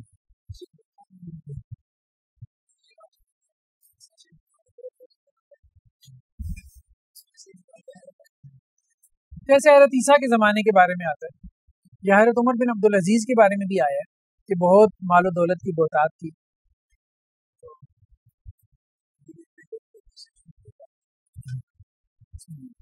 لیکن امام بخاری نے اس سے یہ پوائنٹ نکالا ہے کہ مال و دولت کی کثرت یہ خود ایک فتنہ ہے، یہ خود ایک فتنہ ہے. ایک تو ویسی نیکی سے روک دے گی، یعنی نیکی کی اپرچونٹیز کم ہو جائیں گی نا، آپ کی مواقع کم ہو جائیں گے نیکی کرنے کے. اور دوسرا ویسے بھی مال و دولت کی کثرت انسان کو غفلت میں ڈال دیتی. تو حضرت ابو ہریرہ سے روایت ہے کہ اللہ کے رسول صلی اللہ علیہ وسلم نے فرمایا قیامت اس وقت تک قائم نہیں ہوگی حتی تک تقتتل فئتان عظیمتان، جب تک کہ دو گروہ آپس میں، بڑے گروہ آپس میں لڑائی نہ کرے. یکون بینہما مقتتل عظیمہ، ان کے درمیان ایک بڑی قتل و غارت ہوگی. دعوتہما واحدہ، دونوں کا دعویٰ ایک ہوگا. اب بعض اہل علم نے کہا کہ اس سے مراد حضرت علی اور حضرت امیر معاویہ رضی اللہ عنہ کی جماعت ہے. دونوں کا دعویٰ ایک ہوگا، مطلب دونوں اپنے آپ کو حق پہ قرار دیتے ہیں. وَحَتَّى يُبْعَثَ دجالون کذابون، اور قیامت اس وقت تک قائم نہیں ہوگی جب تک کہ دجال اور کذاب لوگ پیدا نہ ہوں. قریب من 30، اور یہ 30 ہوں گے، 30. کلہم یزعم انہ رسول اللہ، ہر ایک کا یہ گمان ہوگا کہ وہ اللہ کا رسول ہے. وَحَتَّى يُقْبَضُ الْعِلْمُ، اور قیامت اس وقت تک قائم نہیں ہوگی جب تک کہ علم اٹھا نہ لیا جائے، یعنی علم بھی کم ہو جائے گا. قرب قیامت کی نشانیوں میں سے. وَتَكْثُرُ الزَّلَازِلُ، زلزلے زیادہ آئیں گے. وَيَتَقَارَبُ الزَّمَانُ، اور زمانہ جو ہے وہ قریب ہو جائے گا. زمانہ قریب ہونے سے کیا مراد ہے؟ ٹائم کا پتہ ہی نہیں چلے گا، ایسے گزرے گا. بندہ کہے گا یار پتہ ہی نہیں چل رہا، ہفتہ، مہینہ، سال. وَتَظْهَرُ الْفِتَنُ، اور فتنے ظاہر ہونا شروع ہو جائیں گے. وَيَكْثُرُ الْحَرَجُ، قتل و غارت بہت زیادہ ہو جائے گی. وَهُوَ الْقَتْلُ، اور قتل و غارت سے مراد کیا ہے؟ قتل ہے. وَحَتَّى يَكْثُرَ فِيكُمُ الْمَالُ، یہاں تک کہ تمہارے درمیان جو ہے وہ مال بہت زیادہ ہو جائے گا، مال و دولت کی کثرت. فَيَفِيضَ حَتَّى يُحِمَّ رَبَّ الْمَالِ مَن يَقْبَلُ صَدَقَتَهُ، اتنا مال معاشرے میں عام ہو جائے گا جیسے وہ کہتے ہیں نا بہہ پڑے گا، جیسے پانی بہتا ہے ایسے. یہاں تک کہ جو رب المال ہوگا، مال کا مالک ہوگا، وہ یہ سوچے گا کہ اب میں کس کو صدقہ دوں، یعنی اسے اپنے ارد گرد کوئی نظر ہی نہیں آئے گا کہ جس پہ وہ صدقہ کرے. یہاں تک کہ وہ اس کے اوپر صدقہ پیش کرے گا، اس کے اوپر پیش کرے گا، تو وہ کیا کہے گا؟ لا عرب علی بھی، مجھے بھائی اس کی ضرورت نہیں ہے. وَحَتَّى يَتَطَاوَلُ النَّاسُ فِي الْبُنْيَانِ، لوگ عمارتیں جو ہے وہ لمبی لمبی عمارتیں کھڑی کرنے میں آپس میں مقابلہ بازی کریں گے. وَحَتَّى يَمُرَّ الرَّجُلُ بِقَبْرِ الرَّجُلِ، یہاں تک کہ ایک آدمی دوسرے آدمی کی قبر کے پاس سے گزرے گا اور کہے گا یا لیتنی مکانہ، کاش کہ میں اس کی جگہ ہوتا، یعنی میں قبر میں ہوتا. وَحَتَّى تَطْلُعَ الشَّمْسُ مِن مَغْرِبِهَا، یہاں تک کہ سورج مغرب سے طلوع ہوگا. فَإِذَا طَلَعَتْ وَرَآهَا النَّاسُ یعنی آمنوا اجمعین، جب یہ طلوع ہوگا مغرب سے اور لوگ اس کو دیکھ لیں گے تو سب کے سب ایمان لے آئیں گے. فَذَلِكَ حِينَ لَا يَنفَعُ نَفْسًا إِيمَانُهَا لَمْ تَكُنْ آمَنَتْ مِن قَبْلُ، لیکن اس وقت کسی جان کو ایمان لانا فائدہ نہیں دے گا جو اس سے پہلے ایمان نہیں لائی. او کسبت فی ایمانیا خیرہ، یا جس نے اس سے پہلے اپنے ایمان میں کوئی بلائی یا نیکی نہیں کی تو اس کو اس وقت نیکی کوئی کام نہیں آئے گی. وَلَتَقُومَنَّ السَّاعَةُ، اور قیامت قائم ہوگی. وَقَدْ نَشَرَ الرَّجُلَانِ ثَوْبَهُمَا، اس وقت کہ جب دو لوگوں نے اپنا کپڑا پھیلایا ہوگا، یعنی ایک وہ جیسے وہ پھینکتا ہے نا کپڑا دکھانے کے لیے اپنے کسٹمر کو، جو دکاندار، ایسے اس نے کپڑا جو ہے وہ اس کی طرف پھینکا ہوگا. تو اس حالت میں قیامت جو ہے وہ قائم ہوگی.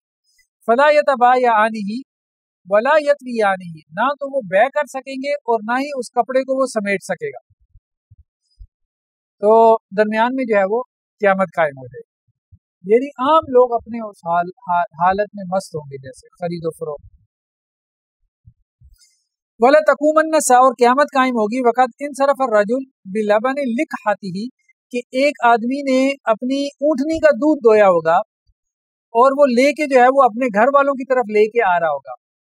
جیسے صحن میں اونٹنی کھڑی ہے، اس کا دودھ اس نے دویا ہے تو اپنے گھر والوں کو پلانے کے لیے لے کے آ رہا ہوگا. فلا یطعمہ، اور وہ اس کو پی نہیں سکے گا کہ قیامت قائم ہوگی. وَلَتَقُومَنَّ السَّاعَةُ وَهُوَ يُلِيدُ حَوْضَهُ فَلَا يَسْقِي فِيهِ، اور قیامت قائم ہوگی جبکہ وہ اپنے حوض کو سنوار رہا ہوگا، اور حوض تیار کر رہا ہے، اس کی لیپا پوتی کر رہا ہے یا پلستر کر رہا ہے، اور اسے اس میں سے پانی پینے کی مہلت نہیں ملے گی. وَلَتَقُومَنَّ السَّاعَةُ، اور قیامت قائم ہوگی. وَقَدْ رَفَعَ أُقْلَتَهُ إِلَىٰ فِيهِ فَلَا يَطْعَمُهَا، کہ اس نے اپنا نوالا اٹھایا ہوگا اپنے منہ کی طرف اور وہ اس کو کھا نہیں سکے گا، اپنے منہ میں نہیں رکھ سکے گا، اور قیامت قائم ہو جائے گی.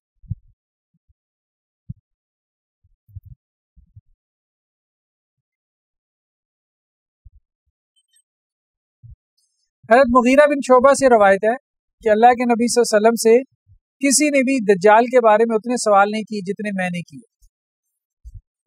تو اللہ کے نبی صلی اللہ علیہ وسلم نے مجھے کہا ما یضرک من، اے مغیرہ آپ کو اس سے کوئی نقصان نہیں ہے. قلت، تو میں نے کہا لأنہم یقولون ان معه جبل خبز ونہر ماء، میں نے کہا اللہ کے رسول میں اس لیے زیادہ سوال کرتا ہوں، مجھے لوگوں نے بتایا کہ اس کے ساتھ ایک روٹیوں کا پہاڑ ہوگا اور ایک پانی کا دریا ہوگا. قال هو اهون علی اللہ من ذلک، تو آپ صلی اللہ علیہ وسلم فرمائے اللہ پر اس سے بھی زیادہ آسان ہے، یعنی اس کے ساتھ صرف یہ نہیں، اس سے بھی بڑی بڑی چیزیں ہوں. جی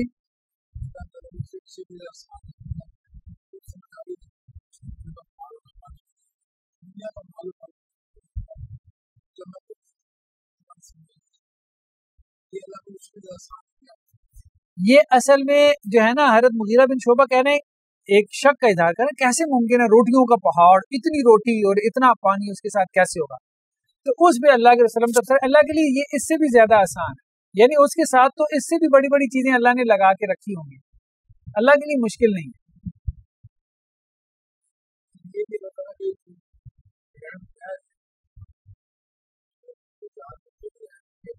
آزمائش، کیونکہ دنیا اللہ نے آزمائش کے لیے بنائی ہے، تو سب سے بڑی آزمائش دنیا کے خاتمے کے ساتھ آنی ہے دجال کی.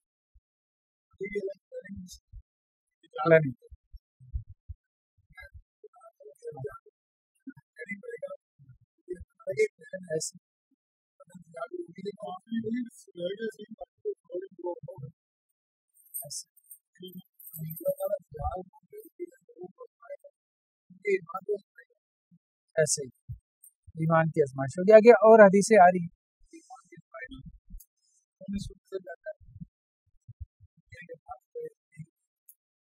صبح کتنے بجے پھر کلاس رکھیں؟ ہاں میرا بھی خیال ہے کیونکہ 7 بجے کے بعد نا پھر یہی معاملہ نہ ہو کہ اے سی نہ چلے. صبح 6 بجے موسم بھی ٹھیک ہوگا تو صبح 6 سے پھر 8 بجے کلاس کر لیتے ہیں، قرآن کی کلاس ہماری. ہاں ٹھیک. نہیں نہیں کچھ لوگ ذرا دور سے آتے ہیں نا. ہاں حدیث کی کلاس ہفتے کو سنڈے کو. ہاں نماز میں. چل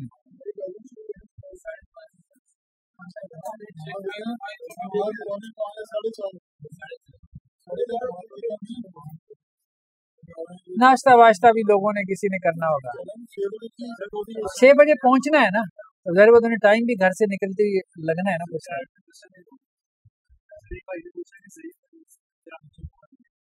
نہیں ضعیف روایت تو حجت نہیں ہے.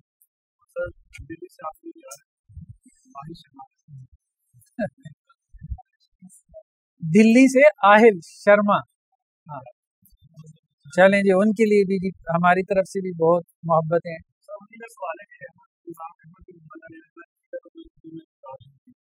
ہاں ابو زہرہ مصری کی کتابیں ہیں چاروں ائمہ پہ, بہت اچھی کتابیں ہیں. اردو میں کتاب و سنت ویب سائٹ پہ مل جائیں گی. ابو زہرہ مصری کی کتابیں بہت اچھا لکھا ہے انہوں نے ائمہ پہ. سمانے لکھی ہے, چاروں ائمہ کی لکھی ہے, امام مالک کی بھی, امام شافعی کی بھی, امام احمد بن حنبل کی بھی, امام ابو حنیفہ کی بھی.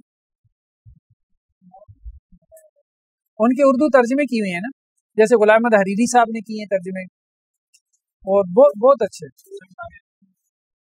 سب عربی میں, اصل کتابیں عربی میں.